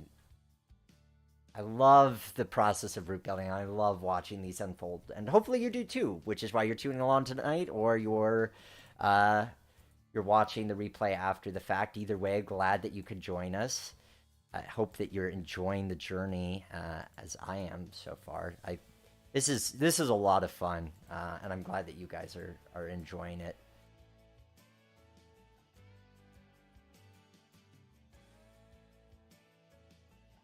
So there we go. That, I'm liking that color scheme. It might need some more green, but we haven't put in the trees yet either. And honestly, I feel like I do a lot of green roots. It's good to vary things up a bit. Let's get some water in there just to put that in as an element and see what we're working with. We're going to make this... so with Train Z, a couple of different kinds of water you can work with. You can use actual water pieces, which then have waves and ripples, and they reflect light, which is kind of nifty. The other option is you could do splines, but I think for this we're going to do waves. Looks like it's going to require us to go out a bit further, so we'll need to adjust the fascia. This is what I was talking about with regards to how it locks into grids. Doing a water scene with a rounded fascia would mean having to take the to use splines. You couldn't use this type of material. You'd have to use the splines, and you'd have to curve it, and it would be very tedious and maybe rewarding, but it's just so easy to do the grid work. We're just going to stick with that. Now the key is going to be to get it at the right height, and we might just have to lower the land some more, because I think, yeah, we're going to have to lower this some more, because I really want to give the impression, and we might need to use a spline embankment along this curve as well, because let's just plan on that. Let's see. Because the problem is that we're on a curve and trying to get the landscape to drop off at the right level on the curve. Well, let's try it the old-fashioned way. Let's just see if we can do it with just land, and if that gives us a usable thing. And if we don't like it, then we will switch. So we're just going to lower all of this, and we're going to lower it by a lot so that we have a little bit more elevation, because I want to give that postcard view of being able to look up at the engine, and so that means having a pronounced embankment. I like that as a term, a pronounced embankment. Your phrase for today, ladies and gentlemen, is pronounced embankment. What does it mean? I don't know, but it's a pronounced embankment. Here we go. So we could see... Yep, now we're getting the water all through here. So if we lower it, because we do want it to be lower, like this is the kind of elevation I'm thinking of.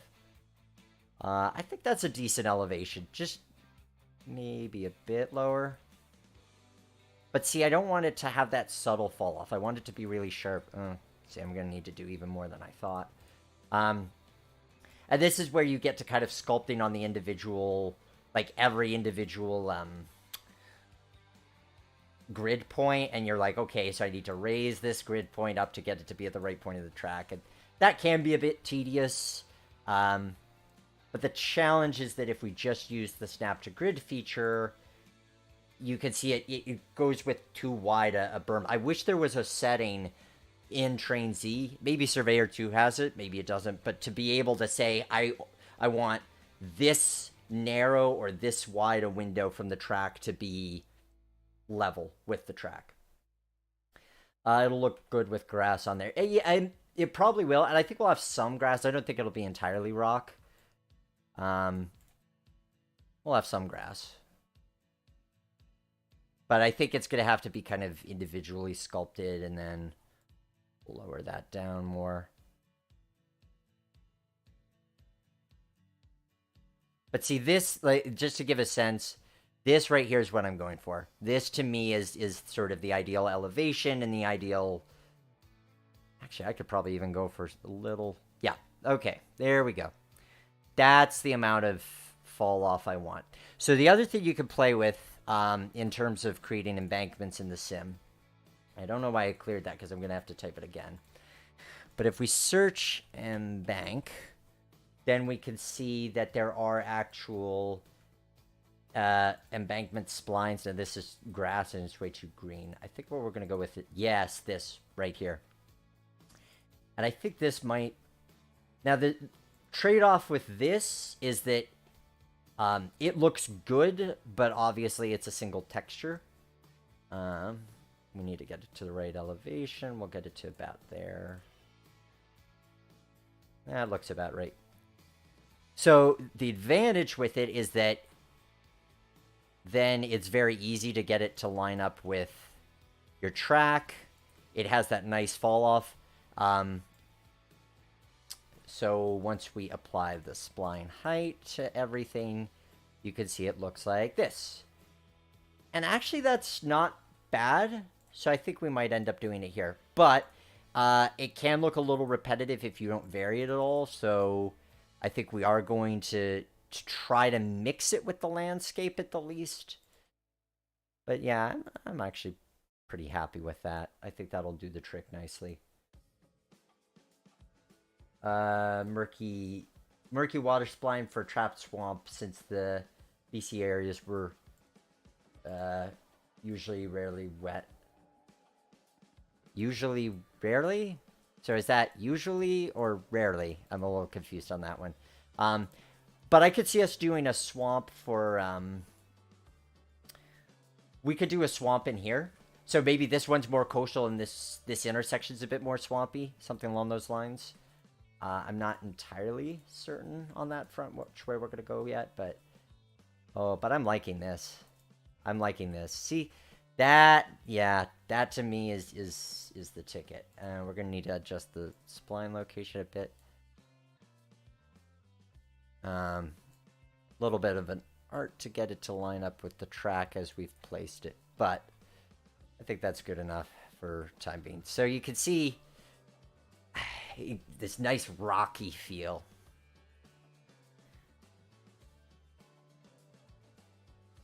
And you set a height on your cursor so it automatically raises the groundwork to that height when you click a given point. Yes. So... and actually, I can demonstrate that for what I want to do here. So we've determined that this point here is low enough. So this is negative 3.46 meters. Again, real world scale, you'd have to do the math to convert meters to inches in N scale. So I've set the height. I've clicked on use height. I typed it. So I got the height. And you can see it will get the height from whatever point you're at, but let's get it around that 3.4.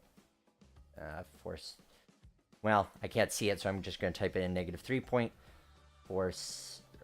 Oh, I can't set it because I'm selecting but if I select use height, I type in 3.46, and then if the sensitivity is low, it'll just kind of gently roll it into there. If I turn the sensitivity up, it's going to hammer it to that height, which we kind of actually want, because for this, it then really makes sure that we're emphasizing that water. But we're leaving little bits of land sticking up so that that spline doesn't look too clean and too universal. We'll probably also put some rock shapes in there. I'm liking that a lot. I'll tell you what, guys, I am liking that a lot. What do you think? You like how this is turning out? Any particular comments, suggestions?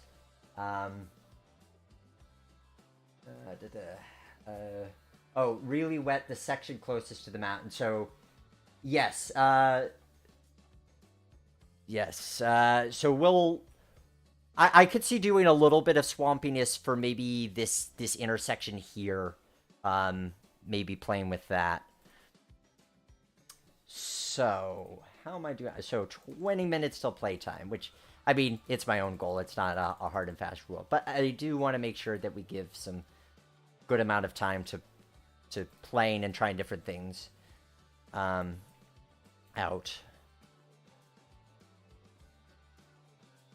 But you can see that, again, we're talking 12 feet wide. This isn't a gigantic thing. Like this, you could fit this in a bedroom. You could fit this in a family room of some kind. but you get this big sense of massive railroading. And with N scale, yes, you're trading off detail, but here your trade-off is that you're getting the ability to run some really nice, meaty, long trains, and we're going to get to see that later. Let's see. We'll get this lowered a bit around here, and I think that's good for now. We'll refine it as we go, but I want to get some trees in here because once we get the trees in, that's also going to inform a little bit more of our color choices. So, trees. We're definitely going to want some nice, hardy alcas. We want that mountain feel. We're just going to kind of dot them around. This is happy little tree time, or rather, happy big tree time. We're going to mix this up a bit, too. You've got these cluster trees. They're better on flat sections because it's very easy to have one that's... okay, this one's in the ground, but these two are floating up, so they don't work quite as well for spamming. They do save on computer resources, though, so that is an advantage. And again, if you were building in a flat section, I think they'd be fine. For this, we're going to go with this version. So we're going to go with some nice pines. Let's throw... I should probably learn more about trees so that I make sure that I'm doing things at least somewhat realistically. But I trust you guys will tell me as well if I'm making something look horribly inaccurate for one reason or another. I feel like we want some sosnas in there as well. Medium clear, looking really cool. Glad you like it. I'm really... This is a fun one. As I say, I've been looking forward to building this for a good couple of weeks. When I found it, it's like it was one of those plans I looked at and said, "Yeah, there's definitely potential with this." And now that I've actually put it in the sim and played around with it, oh yeah. And now that we're seeing it come alive with some trees. I don't know if that kind of Sosna looks right. The bark looks a little too dry. I'm thinking darker stuff. Maybe okay, I could go with that. I can go with that as a tree option. But I think we're largely trying to go for darker barks. I think. You know, if we were talking about using woodland scenic stuff or super trees or whatever it is, then it'd be like, oh, just green and fluffy. But in the sim, it's like, do you want the elk or the pine or the whatever looks nice and fluffy? Something along those lines. We'll bring out the cash stand because that's a good one. You know you've been spending too much time in the root editor when you know you've memorized these foreign language names for the assets, but you don't have the actual English names memorized. There is a document. Oh, Alco. Well, since you wanted to be seen, here's Alco, baby. He's my buddy. Hi, Alco.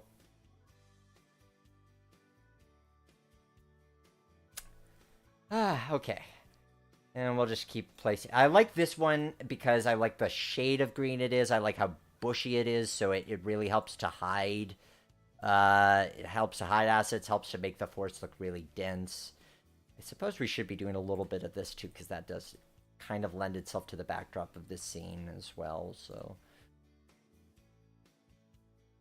and yeah, we're going to be going in and I have a feeling what I'll be doing is in between streams, I'll probably maybe super detail this and then start on another scene so you could see some super detailing. I'm not quite sure how this will balance out. This is taking maybe a bit longer than I thought, but then again, it's always good to have you guys along for the ride, for company. And hopefully you're enjoying seeing this unfold. Should be able to make the trees lean, hold shift, and maybe it would work. Oh, well, yeah, the trees would lean, but then they'd be like sideways. So I don't know that I'd want a group of trees sideways. These BUK. Some of the tree assets, the problem with them is they're a little too cartoony bright, which could be okay in certain landscapes, but not what we're going for here. Even this is maybe borderline, but it does add a little bit of variety. It's not bad to have slightly different shades, even if it's slightly cartoony, just for the sake of that way. Then it gives us some depth. You kind of have highlights and shadows. If you were painting a scene, it's like you wouldn't use one solid shade of blue. You'd use lighter and darker to give a sense that there's some depth to it. Let's get some more pines on here, because I feel like we're going to end up just doing this bit just so that we have something of a backdrop to this. And there's not really anything particularly hard in this section. So let's just get this covered as well, because then I think we've got some nice screenshot moments in there. Don't worry to bury the trunks under the ground. Makes them less bland. Yeah, and honestly, it's also true that if people are staring at the tree trunks, then I've probably not done a good enough job of making it dense enough to sort of... And it should be fun enough that you're focused on the train and not whether the tree trunk's in the ground. This is also truth. Ooh, yeah, I'm liking that. I'm digging that. Let's put some more of these guys in. I want another variety in there. There's another Erst, I want to say, is the tree. Erst? Yep, there they are. These are also favorites of mine. They complement the RMMs very well. They're not cartoony colors. They come in very a range of heights and so forth. Now we might need to build this a little closer to the truck, but I don't want it too close. I mean, this is this is not backwoods railroad. This is, I mean, I suppose it's the backwoods, but it's mainline. So there would be, I envision Commonwealth Railway as having a good maintenance away budget. They're able to keep the line clear of trees. This would be a good place for, oh, and I'm realizing I buried my siding. Let's dig that out, shall we? Because that'll be kind of relevant to making sure we can actually see where the train's supposed to go. I'm thinking a rock wall back here might be a nice touch, because I mean, there's a lot of places we could put it, but I think given how thin this section has to be because of the hill right on the other side, this is probably a good place for a little bit of rock wall detailing. Not gigantic, but let's just place a couple of rocks in there to say we've got a couple of boulders. So boulder granite, that is a teeny tiny boulder. Small, teeny weeny. That's more what I had in mind. These CL rocks, some of which are bigger than others, but that's pretty good. Except we're going with brown rocks, so I don't want those colors. I want this color. I want this. That's the shade we're going for. This kind of brown with gray, a bit more variety. I'm pressing get when I mean to press rotate. I think that's just something nice, so that when you look in there, it's like, oh, there's something different visually. Because yeah, we could do rock wall along here, but we did that in Kootenai. I want to do something. I just want to do regular hillside for this, but we'll have a little bit of rock wall here, because you figure like the railroad would have come through, they would have had to carve a bit, and then they built this passing siding, so they had to carve it even more. Again, if you're making a fictional railroad, so good to think about what's the history of this thing, what gives it a sense of story. You could have so much fun if you're thinking about how the story is contributing to what you're constructing. It makes it entertaining for guests, and it just gives you a sense of like what this railroad's purpose is and so forth. I'm going to leave it as is for now, like that. We'll also probably augment that with some ground texturing as well. We'll do our base forest texture here, and then we'll probably, yeah, just stick that around to the end. Again, refining this later, but I just want to make sure we get enough of it in here that you're getting a sense of what we're doing. Oh, jeez. White Star video very relaxing after wisdom teeth surgery. Oh, jeez. Not fun. I'm glad that this is relaxing for you. Oh, been there, done that, bought the t-shirt. Oh, what? It's been a while, so I don't have fresh advice on how to take care of yourself. But just whatever they told you to do is what you should do. Don't. And ice a lot, because that does help keep the swelling down. Yeah, heart goes out to you, bud. Cliff wall spines on the DSLS. They might work. The trick is some of them go really far into the landscape, so they might be visible on the other side. I'm not going to overly worry about the rock wall at the moment. This is just a little something.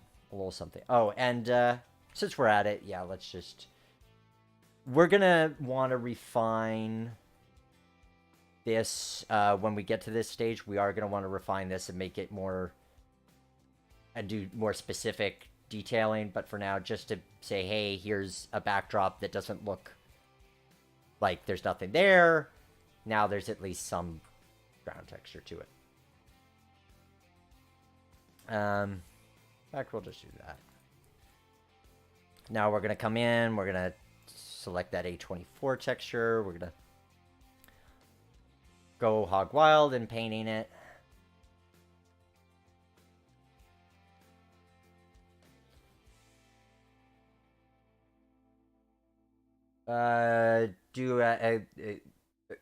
Throw the random ground texture across the whole layout before you do the demo ops to get a better sense of the space without all the grid lines. What I can do... I'll tell you what I can do. I think what I'll do is I'll do a bulk replace of the grid lines with another texture, just so the grid lines aren't distracting, and then that way it's easy enough to switch them back to grid lines. I mean, yes, it's always possible to turn on the F9, but I like the grid lines more than using the F9 menu. Some ballast would be a good idea. So, Pbr ballast. And we're going to go with something gray because we're trying to mix it in with what we've got right up front there. Actually, that blended pretty well. I like the pink and so forth.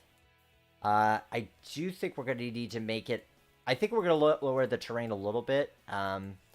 Because I want to give a little bit more of a sense of elevation to this. So when we were building Kootenai Lake, that was a branch line, and so that was kind of a bit older and more sunk into the ground. But for this, we want to give a sense that it's seeing regular upkeep, that it was built with good drainage in mind, and so forth. So we're gonna set this to, let's try -0.1 for now.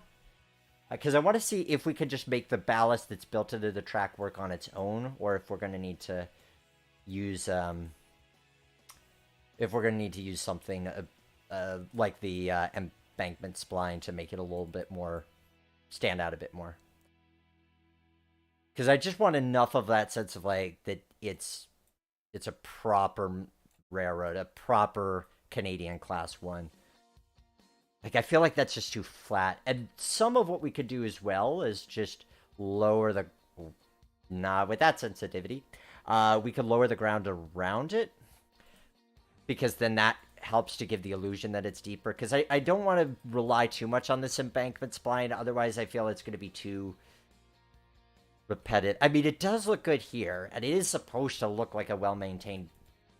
But...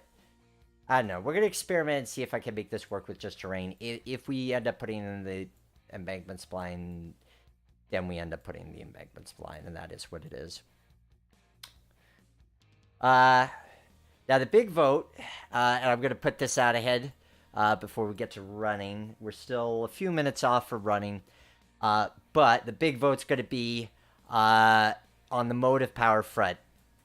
Are we running with the EMD slash GMD products? We're going to do SW, not SW, SD9 with SD40-2F, or are we going to do the MLW, M420, and the M630W?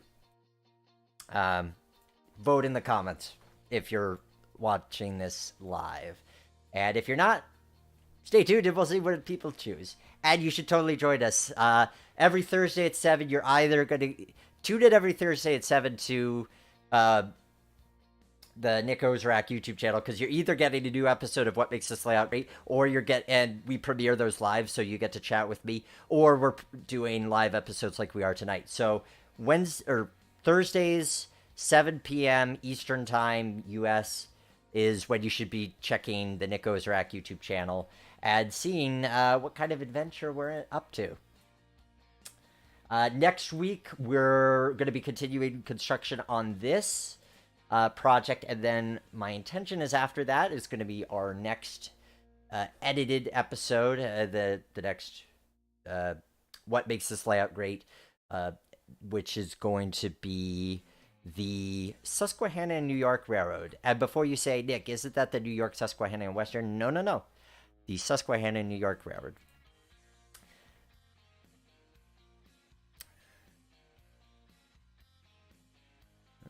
So let's see. We need to clear out the ballast because it's trying to do that. Trying to get that dead grass so we can vary that a little bit. Paint that around. Just to give a little bit of depth and not have anything seem too monotonous, too patterny. Now at this point, I am looking at this and going, okay, this is very brown. We definitely need grass. How are we going to do grass in this case? Are we going to do it through spline? Are we going to do it through Turfex? I think we're going to start by just adding grass texture-wise and see how we go from there. Because it's always good to mix up the grass types. Ooh, I like this as a texture. I think it might be too... I don't know. Something about it isn't working in the palette. I think it's a bit too light. I want it to be a little bit more moist. Maybe we'll use it as a highlight, because I really like the rocks element of it. Now that one I like. Something about that just blends a little better. So we'll add a little bits of this around. We're definitely going to mix it up, because this is one of those textures that could be very patterny, and we don't want it to be too obvious. Maybe even put a little bit there on the sides just to give it some flavor. Yeah, definitely gonna need to add some more trees here. We're a little bit bare on this side. You can tell which way I was having the camera rotated, but I like that. Now we're getting just a little bit more color. It's not too brown. It's not too monotonous.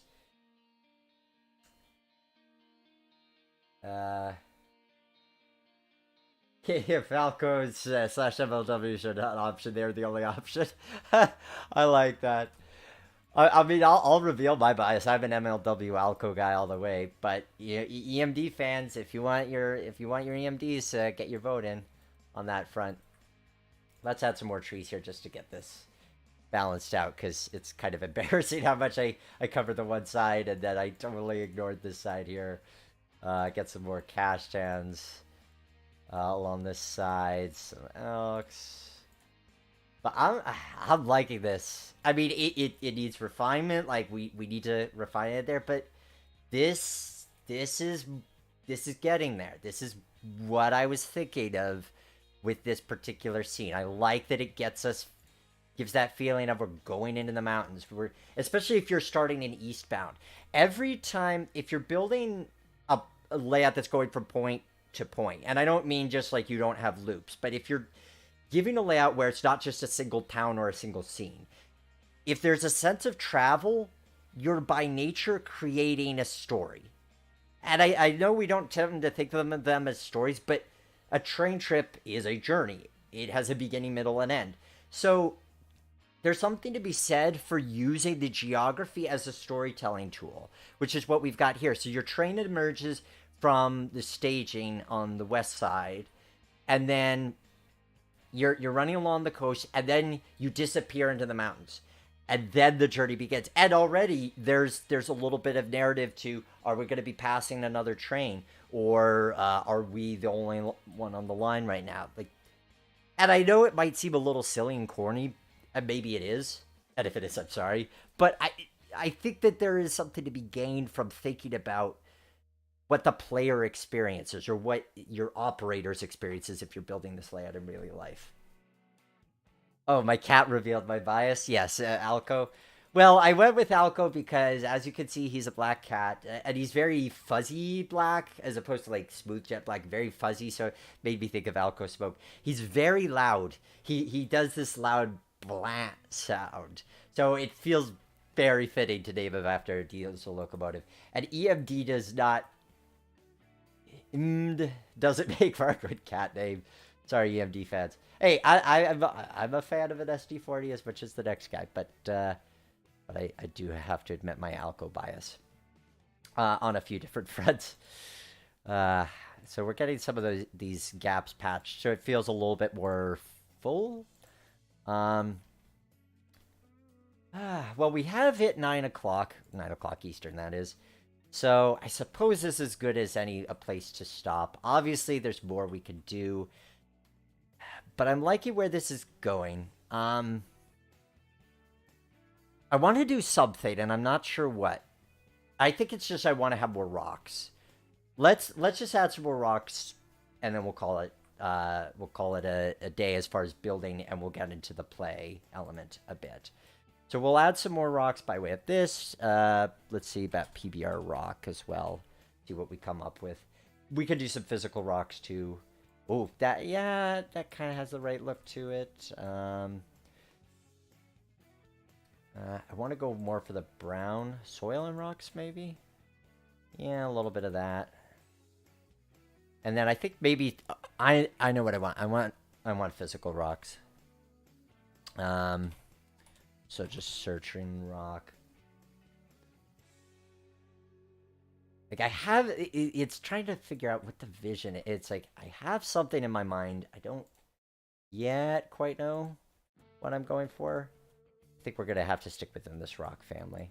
Obviously, the key being to vary it enough so it's not like, oh, hey, here's that rock a million times repeated to look like it's just repetitive. Oh, that's a nice rock. Hello, boulder.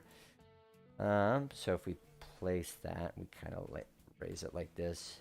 Some rock shapes, the authors will make them so that you can rotate them on corners too, which is nice. So if we try this, yep, we can roll this rock, which is good. To be a rock and not to roll. Whatever that may mean. Yeah, there we go. That's what I was missing. I knew I wanted something.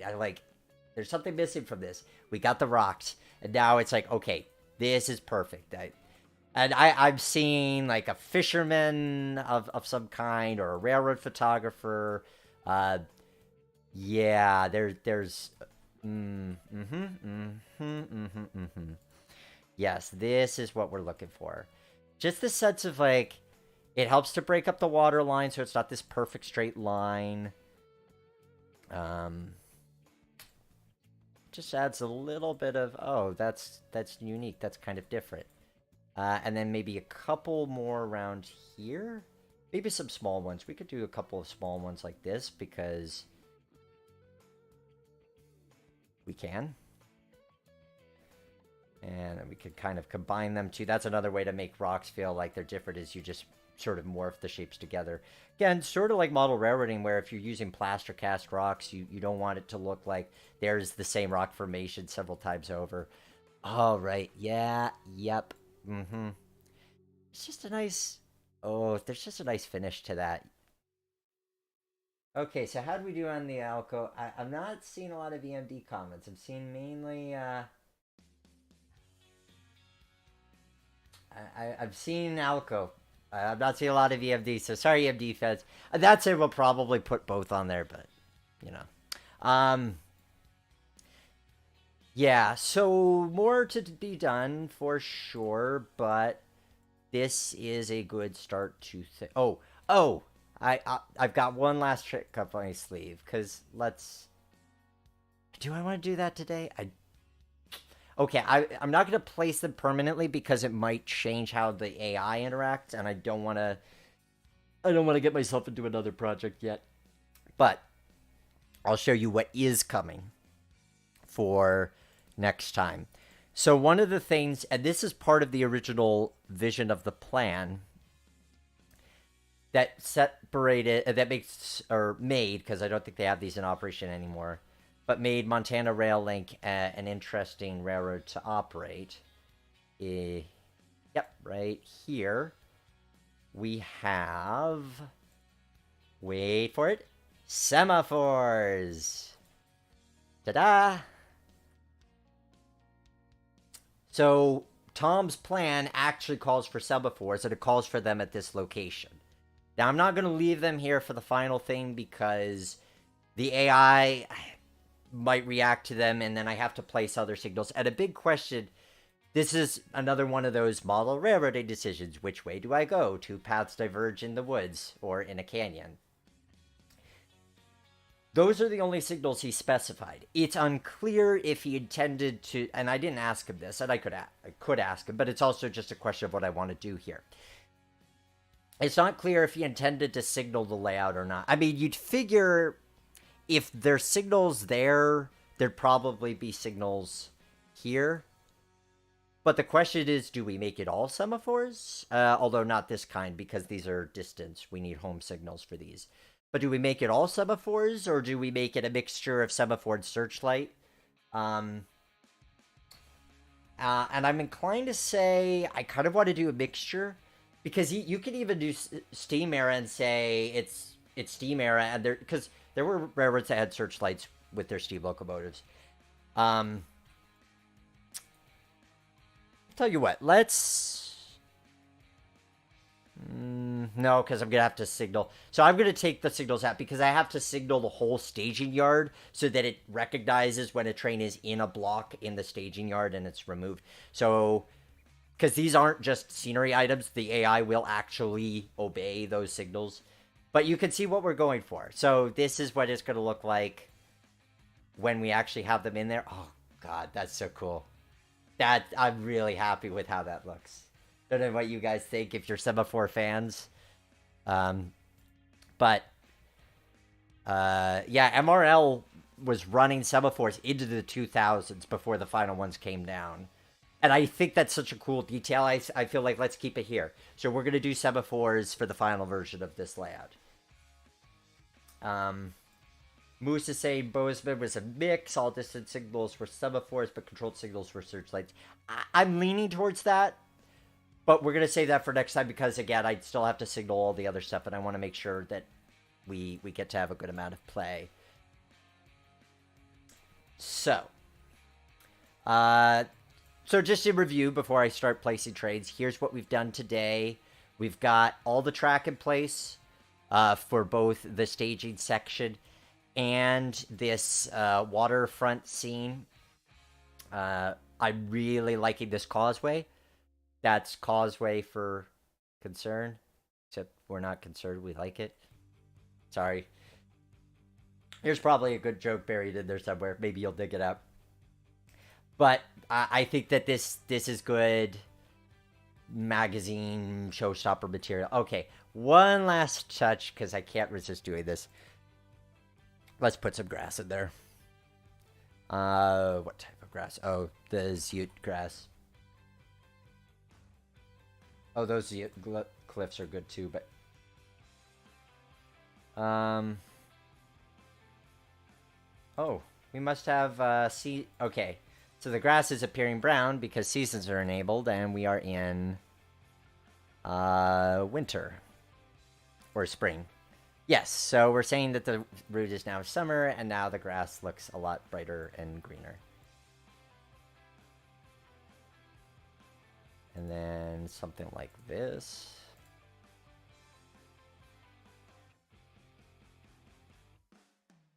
I don't know. I liked it better with that. That'll require a little bit of play, but you see what we're going for. You get the picture of what we're going for. So per Rudy's recommendation, we're going to get rid of the grid just to make that less distracting. We're going to go with, I think, a grass texture. And we're going to bulk replace that. Hope you guys are having as much fun as I'm having. I appreciate you. It's always good to have your company while doing this. It's a lot of fun to be talking about and going. Okay, here we go. So now we basically have a giant grass mat. And truth be told, it is helpful for being able to get a better sense of what this is actually going to look like. And now that I'm seeing it, it is also making me think, like, I'm okay with this section here being very brown ground-wise, but I think it might be worth sort of subtly migrating that so that this side is a little bit more kind of like this hill on the background. It's a little bit more of that kind of green. I think that'll look nice, especially with the cement plant, because it's not going to be all, I mean, it'll be largely thickly wooded, but we'll have gaps in that with that cement plant in place. So that'll be our new base texture. Let's get some trains set up, shall we? Let's also get some landscape. Weird. Not that it'll affect the train. So your terrain can be whatever. There's no collisions between.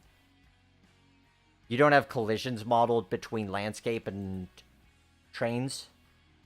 So that's not something you have to worry about, but just for the sake of being able to properly see what we're doing here. So, here's what I'm thinking we're going to do. Actually, did I make a consist for this? Did I save it? I think I did. Oh, no, I know what I did. Okay, so we're going to set up 2 trains. I want to set up a coal drag, and I want to set up a merchandise train. So for the merchandise train, I've got a pre-existing consist at... Nope, not that one. I mean, you could run Amtrak, but not what we're doing. This is Canada, after all, technically. So we're doing... Just because I want a random assortment of mixed cars to go with. So here we are. We're just going to take the engine and the caboose off of that. And then I want to model this like it's a mixed train, but it's got some merchandise on the front. So what we're going to do is we're going to bring over the MLWs. We're going to make this one the SD40 train. Don't worry, for those of you who are like, wait, I thought you were going to drive the Alcos. We are. We're going to put the Alcos on the coal drag, and we're going to put the EMDs on this guy here. And we're going to actually reverse him and turn it that way. Oh, except I don't want to do that yet because I want to put the boxcars on the front. So Sam, who's joining us tonight, hope you appreciate, hope you're liking what you're seeing, Sam. Hope I'm doing your railroad justice. Made these really snazzy Commonwealth Railways boxcars. So what we're going to do is we're going to put 6 or 7 of them on the front. Basically, like, this is special merchandise, and then everything else is just assorted. I mean, possibly what you could just do a designated train of just merchandise, too. Just because the boxcars, the cars that he's modeled, I feel like it makes sense to have that in there. Now, we're going to bring these guys up. We're going to make this the front. And we're going to get them hitched on there. And then turn this so that this is the front of the consist. And then, because we're doing, I'd say, late 80s, we are going to be putting a caboose on the back end. We'll do the international version, I guess, with the yellow cab. I like that version. So we've got this as one of our go-to as our merchandise train. Merchandise and mixed. And now we're going to build our coal drag. So we've got this here. So we're going to have 2 of these on the front. And then hopper-wise. Now, there's no Commonwealth Railway hoppers. I need something that's... Technically, I think this is too modern. Let's see what I've got as far as 100-ton hoppers. Because I've surely got something that's 100 tons within there. These PPLX ones, yeah, I guess they'll do. Sure. Okay. So we've got these PPLX hoppers, and we'll just do a bunch of these guys. And the part of what we're going to make sure, I think these should be okay. Given how they're fitting into the staging yard, okay, they should be fine. But we are going to stage a meet at the passage sighting here, so I just want to make sure they fit. They clearly do. That's great. So then I'll just undo that and have it back where it was. Come on, kitty. Okay, so we've got a bunch of hoppers. Then we're going to put our caboose and then helpers. We're going to do the other version of the caboose for this one, though.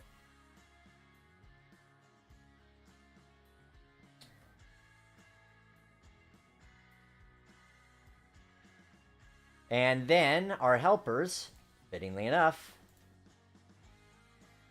are going to be M420. So we're going to leave these disconnected for reasons that you'll see.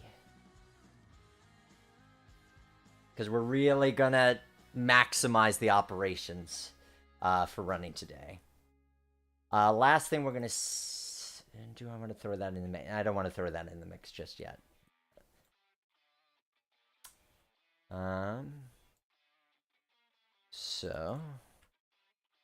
Okay, so we've got our coal drag set up. Might want to actually load our coal drag. And just put a really big number, copy it to the remaining cars, and there we go. Oh, you know what? We should probably save the route, given that I haven't saved it at all this evening. That's a little scary to realize. Okay, route is saved. These units by Control... I want to give a shout out to Control Point Simulations, who gave me these units for the purpose of including in this video and for creating this route.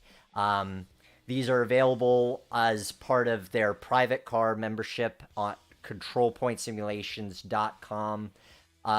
You've got the M420. The M420 is available for free download on their website, but the M630, the SD40-2F, and the SD9s are their private car items.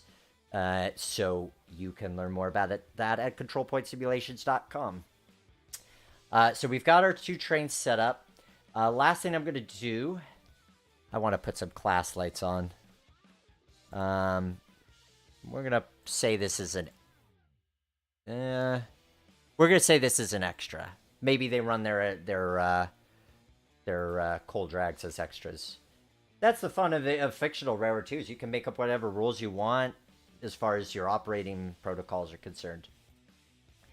So I think that'll get us rolling, and we could always jump back into Surveyor if we want to throw more into the mix. So here we go. I think the last thing I want to... Nope, I could do it without that. Never mind. Thinking out loud. Have I taken a sip of water recently? No, I haven't. I will do that. I need to bring a larger bottle with me. I underestimate what it means to be talking for a couple of hours. Okay, so first up, we're going to get our... Gonna turn the volume down here. I want to make sure you guys can actually hear me.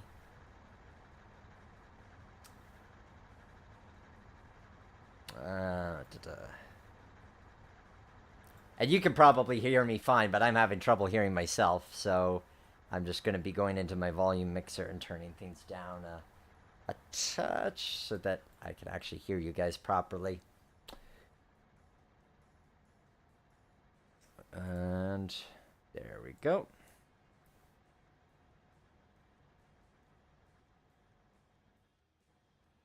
Okay. Hopefully you guys can still hear enough of what's going on. And if you do struggle, then let me know. Oh, our switch is thrown underneath us and the wrong way, so we're going to back up. I should have probably aligned all the switches and made sure we're set on that front.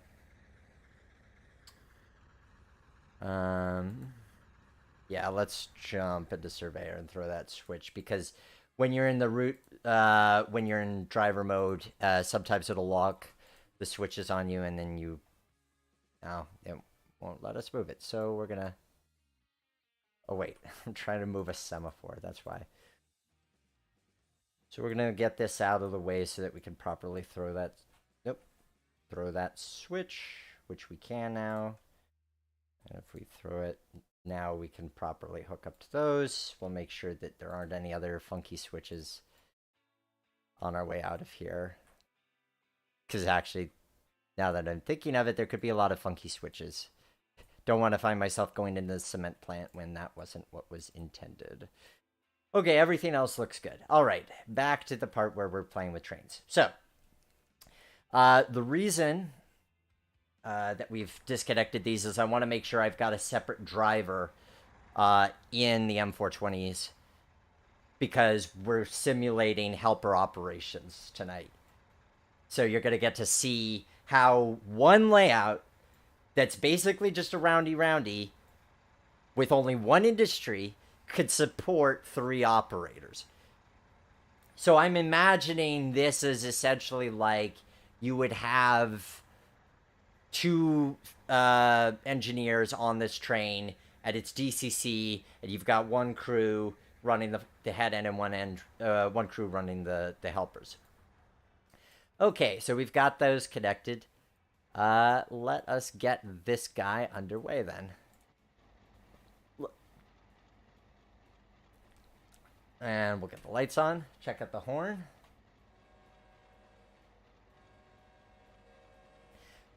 Some of the other features worth showing off with this engine that are kind of nifty. You've got cab lights, which you could kind of see. They're probably likely more visible at night. You've got the walkway lights that appear. I mean, these guys did a really nice job on this model. You can open the windows, so we're on the right side. So you can open the front window, you can open the rear window. You can see, you can change how much you open it by. Let's say you want to, it's a hot day, you want to run with the nose door open. Hashtag open door policy. You can leave the nose door open. I'm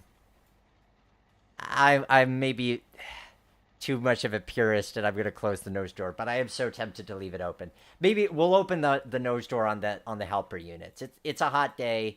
Those guys are getting hot in there.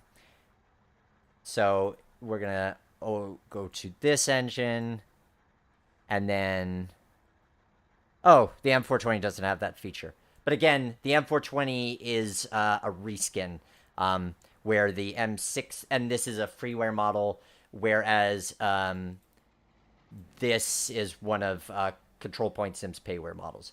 So no open door today, not on this one. I'll tell you what, we'll put an open door on the SD40s. These are also might knock SD40s. The reality is these are nice engines, and they've done really good job on these too. They do have all of the features. So we're going to open that front door. We're going to let it all hang out. Yeah, it's a hot day. We'll let those guys air out. Hashtag open door policy. You got it, C. Jane. All right. So we're going to get this guy underway first.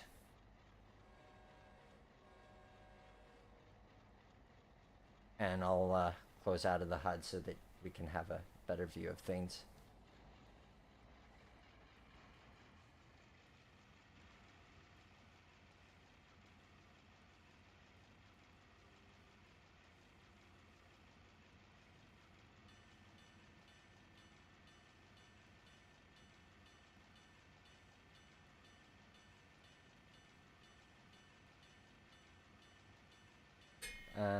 Nope, I turned off the... I was wondering if I turned off the switch highlight or not, but I did. Okay. Now we're going to get to see what this starts to look like. But before we do, let's get our other train underway, because of course we're going to have a meet. And this one I'm just going to have under AI control. So I'm switching it to the AI version, and I'm just going to tell it to drive. And then it should stop itself when it gets to that switch, and if not, I'll just jump back and tell it to stop. So that guy's getting underway, but we will follow our train because the MLW won the vote. So this is what we're following right now. So remember, this is climbing it right now through this curve is a 3%.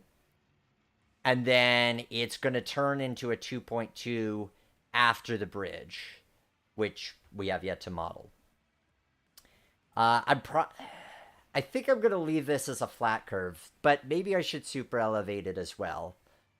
Open to your thoughts on, should I super elevate the living daylights out of everything? Well, I wouldn't super daylight that curve, or super elevate that curve.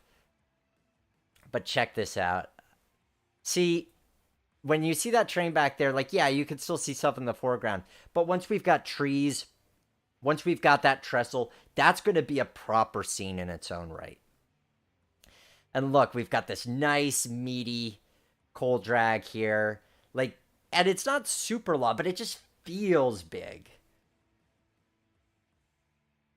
And look at that, which, yeah, we've got this coal drag going up the mountain. Meanwhile, we've got this hot shot coming down, coming along the water's edge.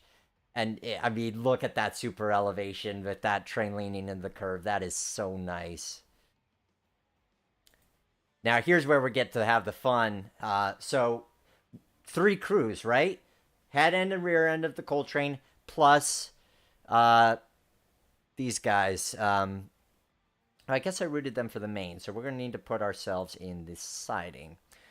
So they're heading for the main. Now, here's where we're going to have some coordinated fun, which is to say we are going to switch. We're going to make sure we're in control of the MLWs, but they're both. And what we're going to do is we've basically crested and about half the train's in there. So we're going to disconnect, and we're going to stop these guys. And there goes the rest of our train. And we're going to grab it in just a moment. First, I want to make sure this guy's stopping, because I'm not sure he is. So, stop train. I just want to make sure. Yep, he is stopping. So, we've got our helpers stopped. Now, our coal train's coming down the mountain. I'm going to pause the game for a moment because I want to have a lot of action going on. So, what we're going to do now is switch back to these, and we're just going to send them back down the hill, and we're going to route them in for, I want to put them in one of the shorter tracks in staging just to get them out of the way. So we're going to throw them in this short, stubby staging track. So we've got these guys that now they've assisted the train over the mountain, and now they're just coming back down from the climb.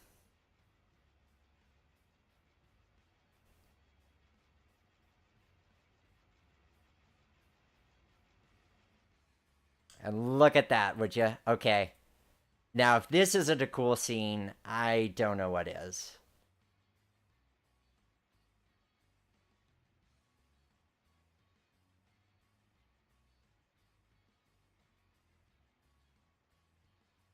We've got 3 operations going on at once.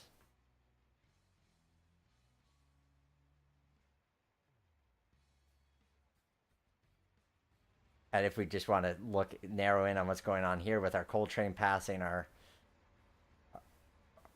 eastbound. Oh, I should pause and make sure that other switch is thrown. Or actually, can I throw it? Nope, I can't throw it from here because I don't have junctions displayed. Now I've thrown this through the switch. Okay. This guy is clear, so we can throw that, and he can now get back underway. Meanwhile, our helpers are working back their way down the mountain, and then we're going to get in position for a really nice shot right here.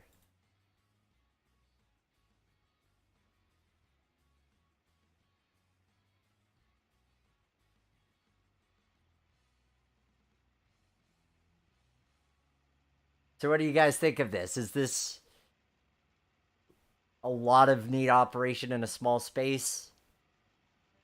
And it's the kind of thing where I think, depending on how you run it, you really could make it work between multiple crews. You could just run it as a single person op where you take a train on your own to the passage siding, then you run another train up the hill and around, and then you continue that one. There's a lot of different ways that you could play it.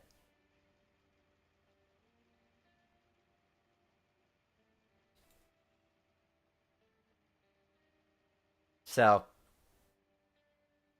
there we've got it.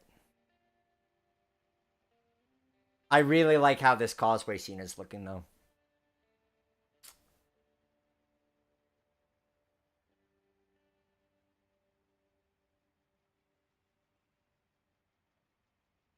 Okay, so we've got the coal train coming. Oh, I've got to stop this train.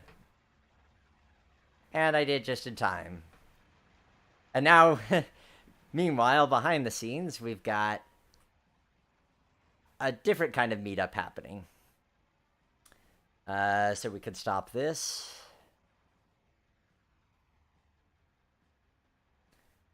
And then we can bring this guy to a stop as well.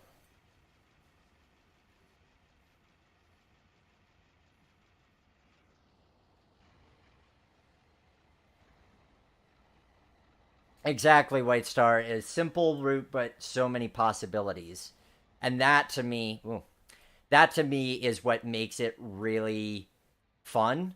Um, is that I feel like I mean, and this is just adhering to the plan as it was designed. Of course, you could do your own thing with it.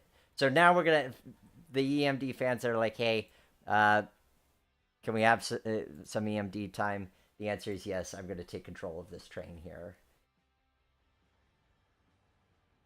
So now we're going to bring this one down the hill. Oops, stopped it. But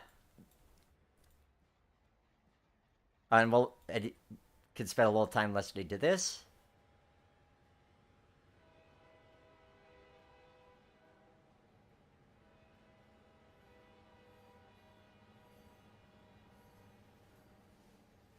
But yeah, obviously there's a number of ways in which you could adapt this plan, put in different industries. Maybe you want a passing siding along the back curve rather than a trestle, which I could see doing so that you have two locations for beats and not just one. And I think that would be interesting in its own right. So there's a lot of ways that you could take the design, but even if we're just being purists and we're just doing it per its original design, there's just a lot of play to be had. And I'm going to show that at work. So we had one loop around, we had fun with that. Now we're going to throw in a local. We're going to work the cement plant that currently is invisible. Maybe we'll put down the cement plant as just a placeholder building so we have something to look at. Obviously, way more fun. Oh, thank goodness I actually routed that one correctly. And those switches are set up right. And that switch is set up right. Okay. So that one's set to go through. So we're going to get ourselves set up with a local. And what we're going to simulate here is basically one person operation. So we're going to have this eastbound and it's just going to keep doing its thing. And we're going to work the local as best we can. And try not to interfere in its operations. So let us get some cement hoppers, which are going to be 2 bays. Let's see what we've got. TILX. I don't know if TILX are, but they'll at least have the right look. We'll say 8 cars. 1, 2, 3, 4, 5, 6, 7, 8. And because we're simulating caboose ops, we're going to throw a caboose on this guy. We'll put, I want a yellow caboose for this one. So, and let me make sure that I'm thinking this through, right? Because it has to be going westbound to service. Yeah, and that's another thing you could change as well, is this, the way this track plan is designed. If you're working the cement plant, you have to be running a westbound. But if you wanted to put in some sidings, like a yard lead or something, so an eastbound could do it, that could be fun to play with. And we're going to throw in just very, very roughly, not in any way trying to perfect it in there, but we're just going to put in, we're just going to put in the,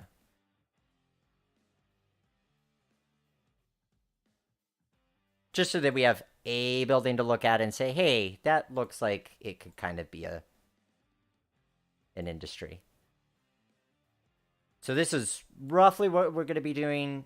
Obviously, it's going to look better in the final product, but now we have a placeholder building.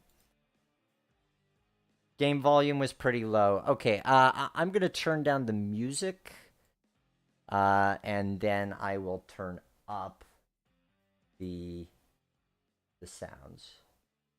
Okay, so that turns down the music, and then I'm going to turn up the game sounds a bit, and then hopefully you can hear it better. Okay, so we've got our buildings in there, we've got our SD9 local, and here we go.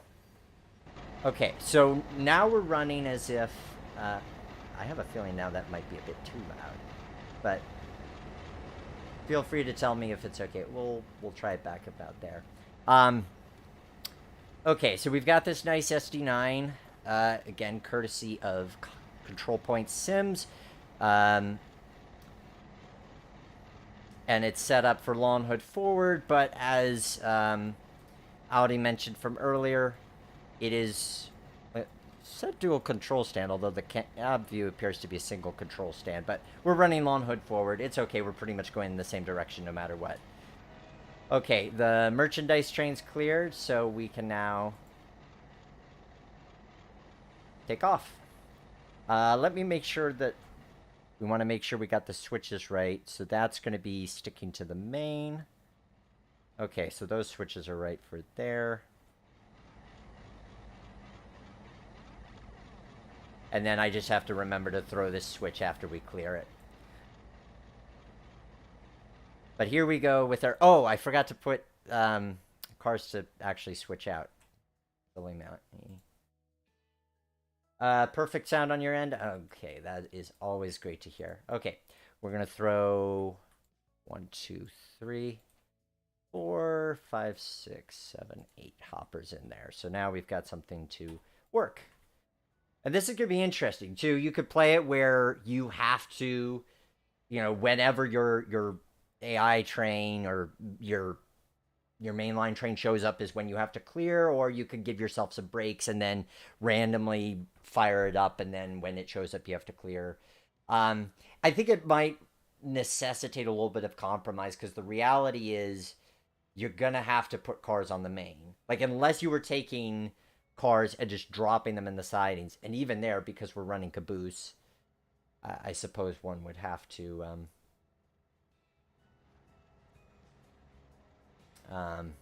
adapt things. Okay, but that's part of the fun of playtesting. That's part of the purpose of building it here, is we're seeing what works. I have to say, I like that building and those looks. That fills out that scene nicely. This is going to be a fun one to do. And we're going to have fun with this next week. We're going to have fun with this. We're going to do a bridge. There's some roads. I might do the trestle in advance. I think I'll probably do the trestle and finish up the waterfront scene in advance. So here we are. We're climbing the hill. And so... this other train's going to have to wait for us to at least clear, and then it can get by us. So I guess you can't really let the other train just go nonstop because the reality is you do have to. There are times you have to take up the main line and there's just no help for it. So I think what we'll do is we'll probably let it go on its way and then we'll just wait a while before we bring it back out.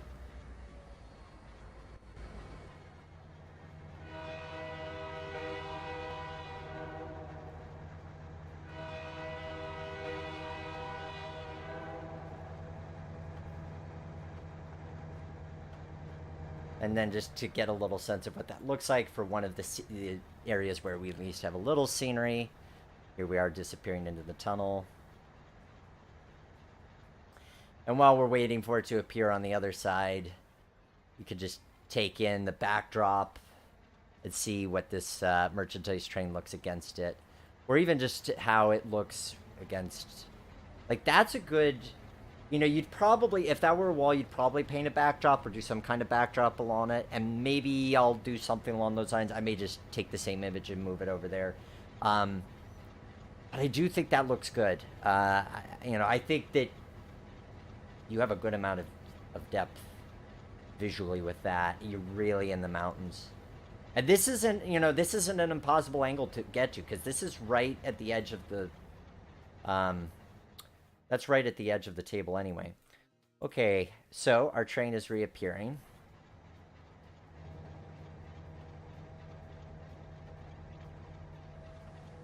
And we'll slow down a wee bit.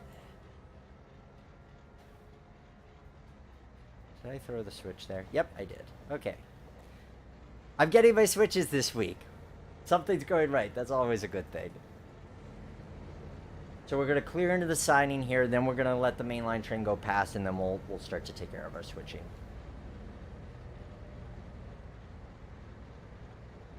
Still, this wouldn't be possible to juggle if you were running this as DCC. It wouldn't be impossible to do as two separate operations.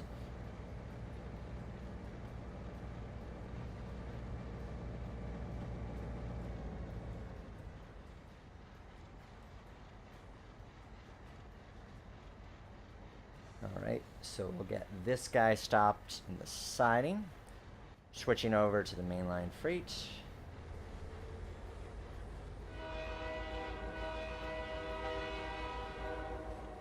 And get our switch lined for the main.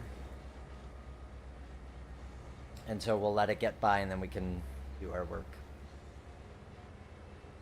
But see, this is pretty good play value for just a roundy with one industry. And I think this is also a good exercise in less is more. I've seen so many spaghetti bowls, and I feel like there's something to be said for just letting the scenery doing the talking. And this is a prime example of that. If you look at Tom's initial track plan, and what we're going to be doing with it as well. You don't have track in here. You don't have buildings. Now, you could build buildings, and I don't even think that would be a bad thing if you wanted to make this a town. You could make this a town, this a station. That'd be fine. But the point is that there's plenty of room where there's nothing happening. And I think the advantage of it is that if you want to simulate this as not just like a single siding and a single, as like, one loop around, but you want to simulate a whole division where you might have 3 sidings. Well, the advantage with a scene like this is that it's not too distinct. It gives you that in-between feeling, so it's easy to make it feel like you can have your train going through that scene multiple times, and it's not going to feel repetitive, as opposed to if you were crossing a really visually distinct bridge or something along those lines.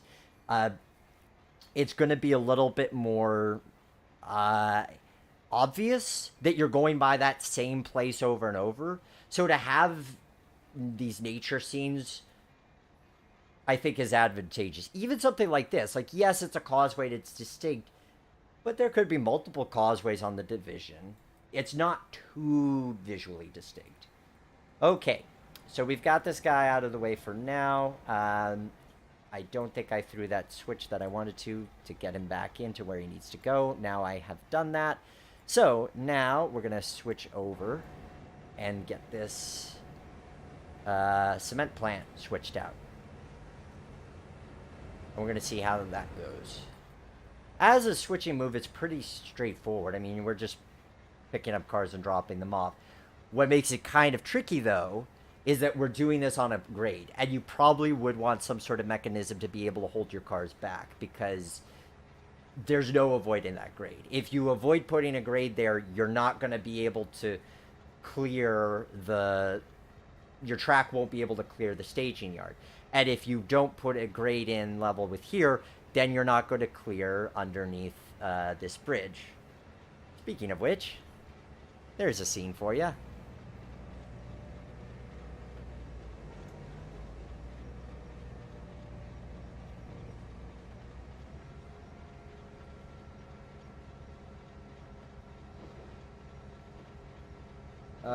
Kevin, are you planning on doing community route reviews? Possibly at some point. At this point, I've got so many routes of my own to go through. And also, I don't want people to feel like I'm judging their route building skills, or even necessarily their route design skills. So, we'll see. It's certainly a possibility, because there are some great model layouts that other people in the community have designed that certainly are worth spotlighting. But I might be going to them first and just asking permission, say, hey, here's this show idea. Ooh, are you okay with this? Just so that they're not concerned about what it looks like. I know I don't have to do that, but I feel like I might, just as a comfort measure. So we've got our caboose tucked right behind the backdrop here, but still where we can see it. So I'm thinking that, practically speaking, that it's not the most practical, but you wouldn't have to park it up there. I'm just doing that because I'm going to pick up these empties and then push them back, but you could have the caboose right next to the switch here and then just push everything back. So I don't see that as a problem. And let's get this train stopped before it goes on another loop. And then we'll go back to our switch. And we'll just let that be for a while, because now here too, you could adapt the design so that maybe, and this is an interesting thought, if you had this track go under the bridge, continue down and meet with the switch here, then I might actually change this. I think I'm going to change this because I like what I'm about to say, which is, and chime in on this one, guys, because I want to know what you think. But the problem we have right now with the design as it is that we are fouling the main line, and there is no way to avoid that. I mean, we could get tucked in here so that we're out of the way, but we still have our caboose on the main line, and there's no avoiding that unless you're doing cabooseless operations. But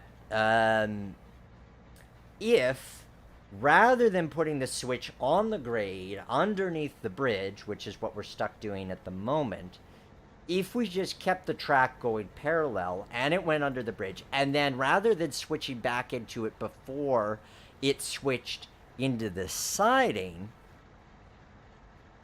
then you have a yard lead. Oops. I hope we don't derail. Oh, we didn't. That's great. Okay. So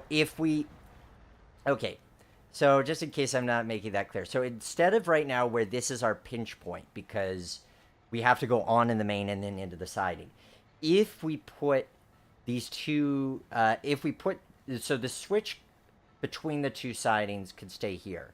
But if then that just parallels under the bridge and then it ties into the siding, now we can have the mainline train doing loop-the-loops. It's not being interrupted by the switcher, because now there's essentially a drill track space.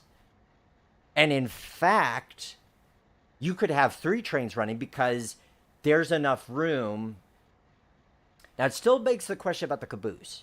So now I'm thinking, thinking that what I want to do is I want to put so doing the switch as I described, but maybe put a little caboose track off to the side. Because if we have a caboose track, then there's a place to stick the caboose. Then you could work the yard, and you can still have mainline ops, and your switcher is not blocking the mainline ops. Now, maybe you want your switcher to block the mainline. Maybe that's part of the operational fun. And certainly, if you're more likely to play with this, here's what I'm going to say. If you're more likely to say, play with this on your own, I would say leave it as is. Because there's something to be said about having to tie up the main, and it's unlikely that you're going to, you're not going to be having complex beats with yourself. But if you think it's the kind of thing that you want to be able to have 3 people running, heck, you could have 4 people running. If you had the switcher in the siding, you've got 2 people working with a helper one direction, and heck, even 2 people working helper other direction. You could even fit 5 operating crews. 5 operating crews in 12 feet wide, or 12 feet long. That's pretty nuts. That's pretty crazy, if I do say so myself. So, yeah, okay, so throwing it out to you guys, should I leave it as is? And I'll do this off camera in between weeks. Should I leave the plan as is, where I've got, where a local like this is going to tie up the main line, and that's that? Or should I put in this side track so that there's a separate drill track, and if the train needs more room, it goes into the siding, and you can still run mainline trains through? In fact, you could actually have mainline meets while you're switching. Which do you like better? Let me know. Comments. Let me know in the comments. And even if you're watching this after the fact, let me know. Because it's not like I'll be doing these changes right away. So if you're commenting pretty soon after this comes out, then I can probably still make the changes.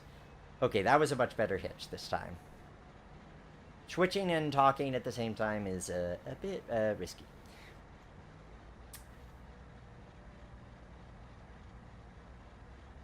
Okay, Rudy says change it. Yeah, I'm leaning towards changing it because I feel like I like the idea of being able to have a main.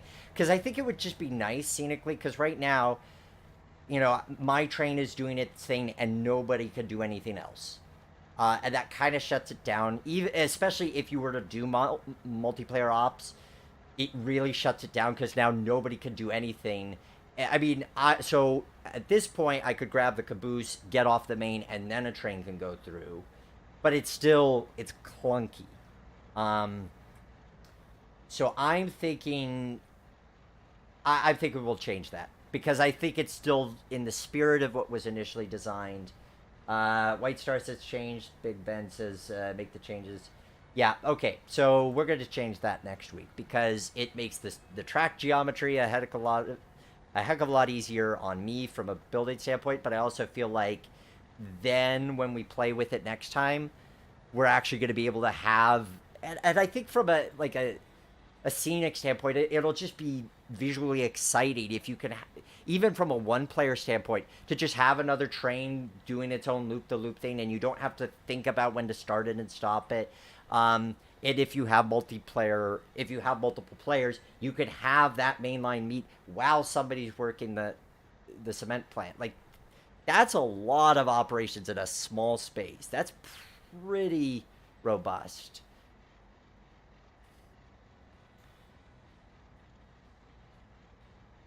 So, we are halfway there because we are getting our loads onto the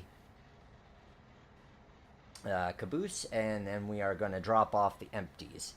And just to mix it up, I think closer once we're done getting the caboose off, we're gonna fleet through the mainline SD40s. It'd be tempting to do 2 versions, but I feel like I gotta stick with one on this, Kevin. I think that this one, I mean, there's merits to both, but I don't want to confuse people. Because I feel like then you start getting to other questions about, well, what if you put the siding and so forth. I feel like for the sake of clarity, we're just going to say we're doing it. This is the official version, but obviously the fun of it and how simple it is to edit in this sim is that people can obviously modify it for their personal use and play around with it as they see fit. Um, that's what I love about. I love the spirit of the train sim community. Ethan Park says change. Sounds good. I've seen Audie saying change it. Yeah, so we'll make the change. Um, but I think that what I love about I love how much giving there is. I love how I couldn't do this if it weren't for the fact that somebody created the track and somebody else created these cement cars and somebody else created the buildings. Like, it's such a community project in a way. All of these train simulators are because they all hinge on different creators making all these different types of things, and everybody has their strong points and what they like modeling, and it's just great to see. I love that spirit, and I love that it can be shared. I love that this layout that I'm building along with you guys tonight is something that I'm going to be able to take and put on the download station or a website, and then you could download it and you could play with it and you could have fun with it. It doesn't have to be something that's just in my bedroom or my office. You guys get to have the fun with it too. And I think that there's such a wonderful camaraderie around that that makes it so much fun.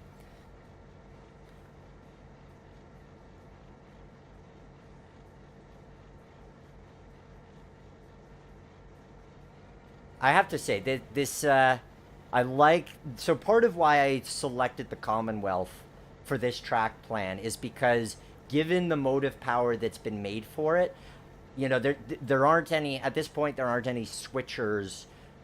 It's all road units and heavy freight units. So I felt like I wanted a track plan that fit what was available, what had been created, and so Sam's work on these Commonwealth units and having these specific ones is just perfect because we've got the mainline units, but then we've got this SD9 for being able to do the road freight stuff, which is perfect.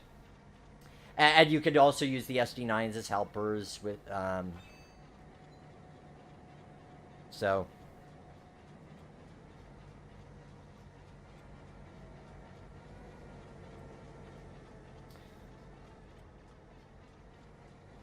see, this is what it's interesting. So I've kind of gone through different phases when it comes to playing in train simulators. Uh, 10 years ago, I was really heavy into doing what in this sim you would call cab mode, but the realistic mode where you have brake applications and you have to charge up the train and you have to, you have the separate throttle and reverser, and I would run for maybe 6 hours at a time easily. And that I could still do that, but must admit these days I'm really enjoying my DCC mode. I'm running my rail driver is what I'm using to drive the train, and I'm just using DCC mode, so I'm just moving the throttle back and forth, and it's really nice to just be able to be like, okay, forward, stop, uncouple, backward. It's nice. Nothing against running in the sort of the realistic modes, but right these days I just find myself enjoying the simplicity of just being able to kind of stop and go really easily. So there we have it. We have done a successful switch of loaded cement cars for empties.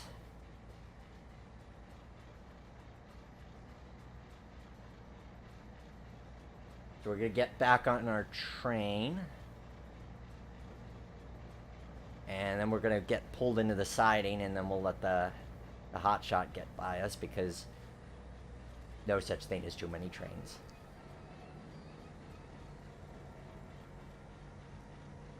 So we'll get connected, and then we'll get him started up because he'll need a little bit of time to make it around. White Stars. This route meant to take place in the 80s. Yeah, I'm dating it as like late 80s, early 90s. There's no specific time period in mind. It's very easy to say it'd be steam era.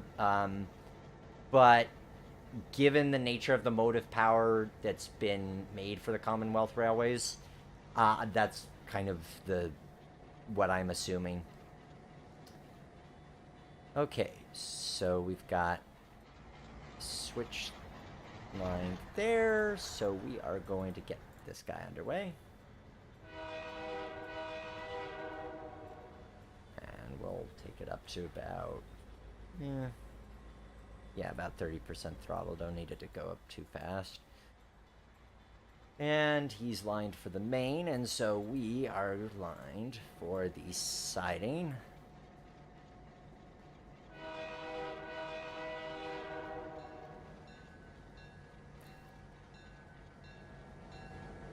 And let's see what kind of features this unit has. So we've got cab lights, walkway lights.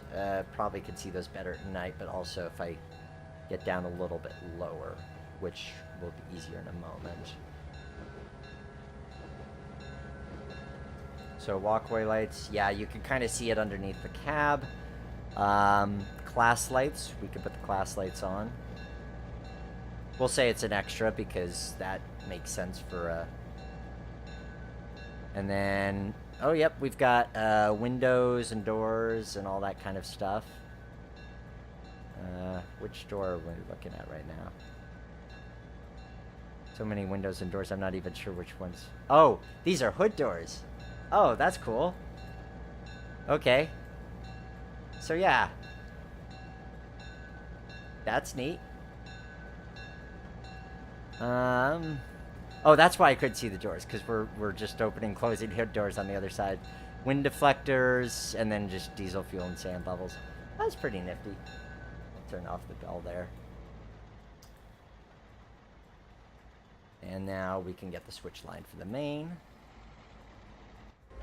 Looks like I didn't give enough power. There we go. A little bit more power for that guy. And now we're going into the tunnel.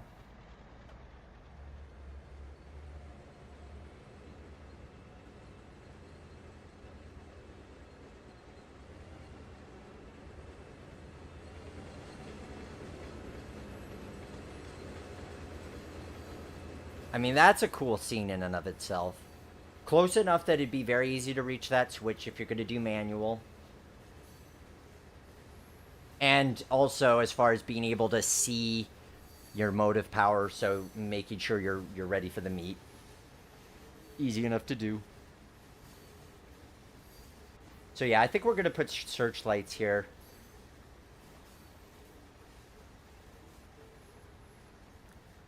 And on the other end as well.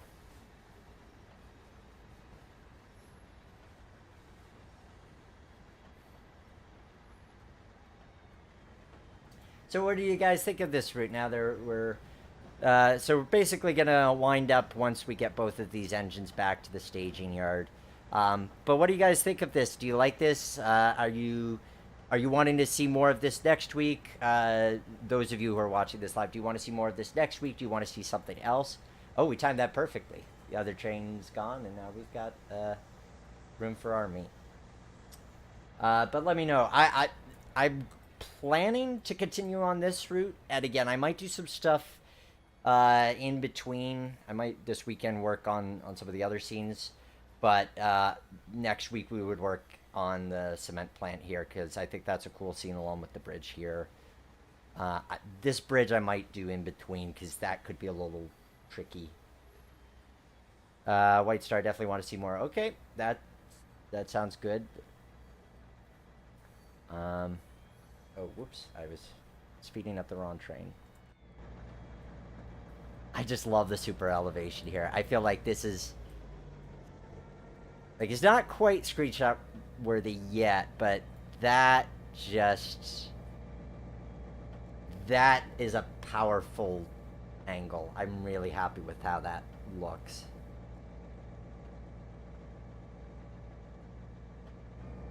And again, you get that angle in real life because this is the fascia, so you can angle yourself at eye level looking up at it, even for N scale.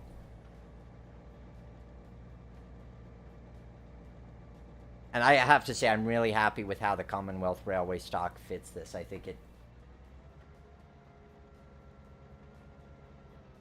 it fits it really nicely. I'm glad that we went with this direction of it. There'll be another time and place for MRL, I'm sure.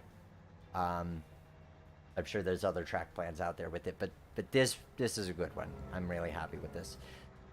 Oh, we need to get this lined into some other track, so we're going to get it all the way over to the right, which will have more than enough room.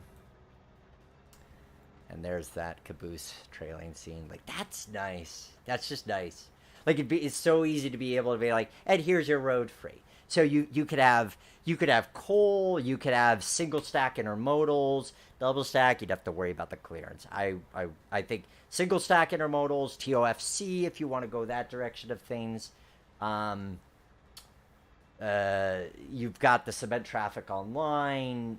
There's a lot that you can do with this. If you wanted to make that cement industry something else, that'd be very easy swap to make. And then you could make it you like Appalachian stuff, you could make it a coal mine. You want to make it a sawmill. I mean, there's a lot of flexibility. All right, so we got that into. And how about that? We didn't even need the rewind button today. Usually I need the rewind button at some point to speed up something that I've screwed up or whatever, but not today.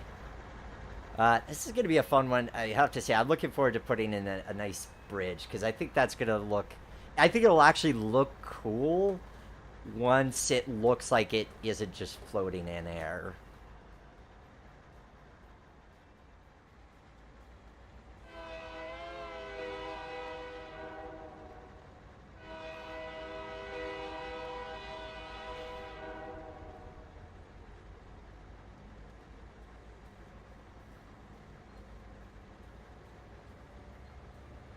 Looking good. Thanks, Adi. Glad you like the look of it.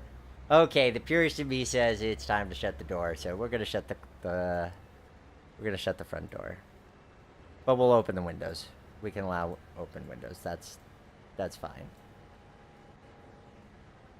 Wait, why didn't the door shut?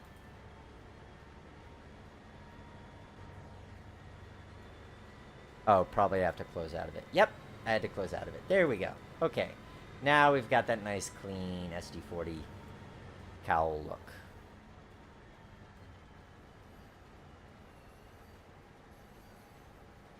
So, scenically, I think this is just going to be trees. Well, this is the edge of the layout. So, yeah, this is just going to be trees here. Thin trees so you could see the train appropriately, but it give a sense of depth. Obviously, what it's going over now, that's going to be a trestle of some kind. I love the merchandise boxcars as well. Nice job on those, Sam. And yeah, this scene here, I mean, this is... Oh yeah, we definitely have to put super elevation on this curve. This also is one of those it needs it kind of curves.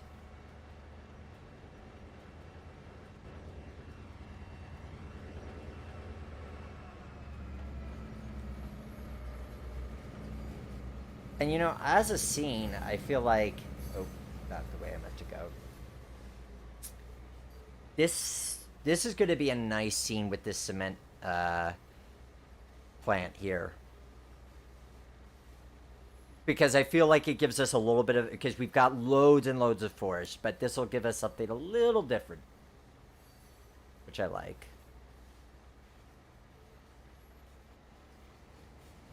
Just a little bit of industry and a little bit of a sense of population. And look at that. So look at how much room you've got to play with in your staging as well. Another thing that I like about this plan. And you don't have to put it under, like, you don't have to bury it under the layout or anything like that. The only issue with it could be the fact that it's not easily accessible if you're assuming that there's a wall here, which is how I'm going to model it in the long run. But that said, I think that you would just stage your train out on the main and then bring it into staging. But there's so much room to play with here because you've got enough room. You've got plenty of room to stage locals on this track. We've got a whole unused track over here for another mainline train. You've got your coal drag. Uh, and then here is a nice little pocket for helpers. So you can put, you could put two sets of helpers for both westbounds and eastbounds. So, just gonna get stopped over here. It's almost tempting to make this scenic. I think we're not. I think it's just gonna be wood, because yes, I have the background here, but the reason this has another background is so that if somebody wants to download this and use it in their own routes, um, depending on how the light's hitting in the sim, it'll either be washed out or too dark. So there's a slight difference in how bright each of the sides are. I mean, it makes for a very pretty staging, but kind of a moot point. But yeah, so what do you guys think? I'll leave this running for a minute longer because I know we're on a bit of a delay. So let me know what your thoughts are on what we've done today. So kind of a recap of what we've got here. This is the Commonwealth Railway's currently unnamed subdivision. We'll see if we can come up with a name with it. Leave a comment below the video if you're watching this after the fact, because again, if it's before part 2, maybe I'll pick your name. Again, the Commonwealth Railway's backstory. This is the third transcontinental Canadian railroad. You have Canadian National, Canadian Pacific, and then Commonwealth Railways. So that's the story. This is set somewhere in Western Canada on the mainline. Also, the cement dealer doesn't have a name here, so I'll take some name suggestions for the cement dealer. But this is I'm really happy with this. I think this is really quite fun, and there's a lot of flexibility with what you can do with it. But you've seen, okay, we've got all the track in place. We've got this nice forested peninsula here with the water. I'm gonna super detail that before part 2, which may not need that much. I'm thinking maybe just like little tufts of grass essentially placed around, because the more I'm looking at it, the more it's like, yeah, I do think that actually is pretty nice. But it's also hard because streaming and at the same time as building and sort of try, if it's not quite snapping, then I have to focus on it a bit more. We've got this peninsula done. We're gonna have a nice steel viaduct in the background here. I'm probably gonna be building that before part 2, and then part 2, we're gonna be taking a look at this area here, providing scenery to this cement plant. We're going to be adding some roads as well. There's a highway that crosses over the tracks, which serves as a nice kind of view block this way. Let's see. Hoffa cement. Well, yeah, but this is the U.S. or this is Canada. I don't know. If there's a Canadian equivalent to that story, we'll go with that. I could maybe be convinced, though. I could maybe be convinced. It at least sounds like, outside of the joke element, it sounds like a name. So that's what we're looking at now is the Commonwealth Railway. So thank you guys for joining me tonight. And if you're watching the recap of this, well, thank you for watching along. And hopefully you can join us next time that we're live. I'm trying to be regular with episodes 7 p.m. on Thursday. That's 7 p.m. Eastern U.S. time. And if you tune in to Nick Ozrak channel, either I'll be live because I'll be premiering an edited episode of What Makes This Layout Great, or we'll be doing these live build-alongs where you get to interact and throw in your 2 cents, and we do these fun little polls and stuff like that. Hopefully you've enjoyed your time today. Thank you so much for tuning in. If you have any suggestions or comments, leave them below in the comment section, or you can reach out to me. My email address is Nick Ozrak, that's Ozorak, at theroundhousepodcast.com, or you could go to the Roundhouse Podcast. the roundhousepodcast.com, and I have a contact us form there. I'm still wanting to get the website live for what we're doing here. Just I haven't had time to do that, but hopefully soon the website will be live, and it'll be a place for videos and maybe some other fun stuff. We'll see. Thank you guys for tuning in tonight, and I hope that you continue to enjoy the series going forward. Again, next week, part 2 of Commonwealth Railways. Week after that, we're going to have the Susquehanna in New York on for an edited episode. Big basement layout. We're going to be talking timetable and train orders. That should be fun. Thank you guys for... I just have to bring up my windows. So many windows, so little time. Thank you guys for tuning in tonight. You enjoy the rest of your night, and look forward to seeing you again soon. Take care.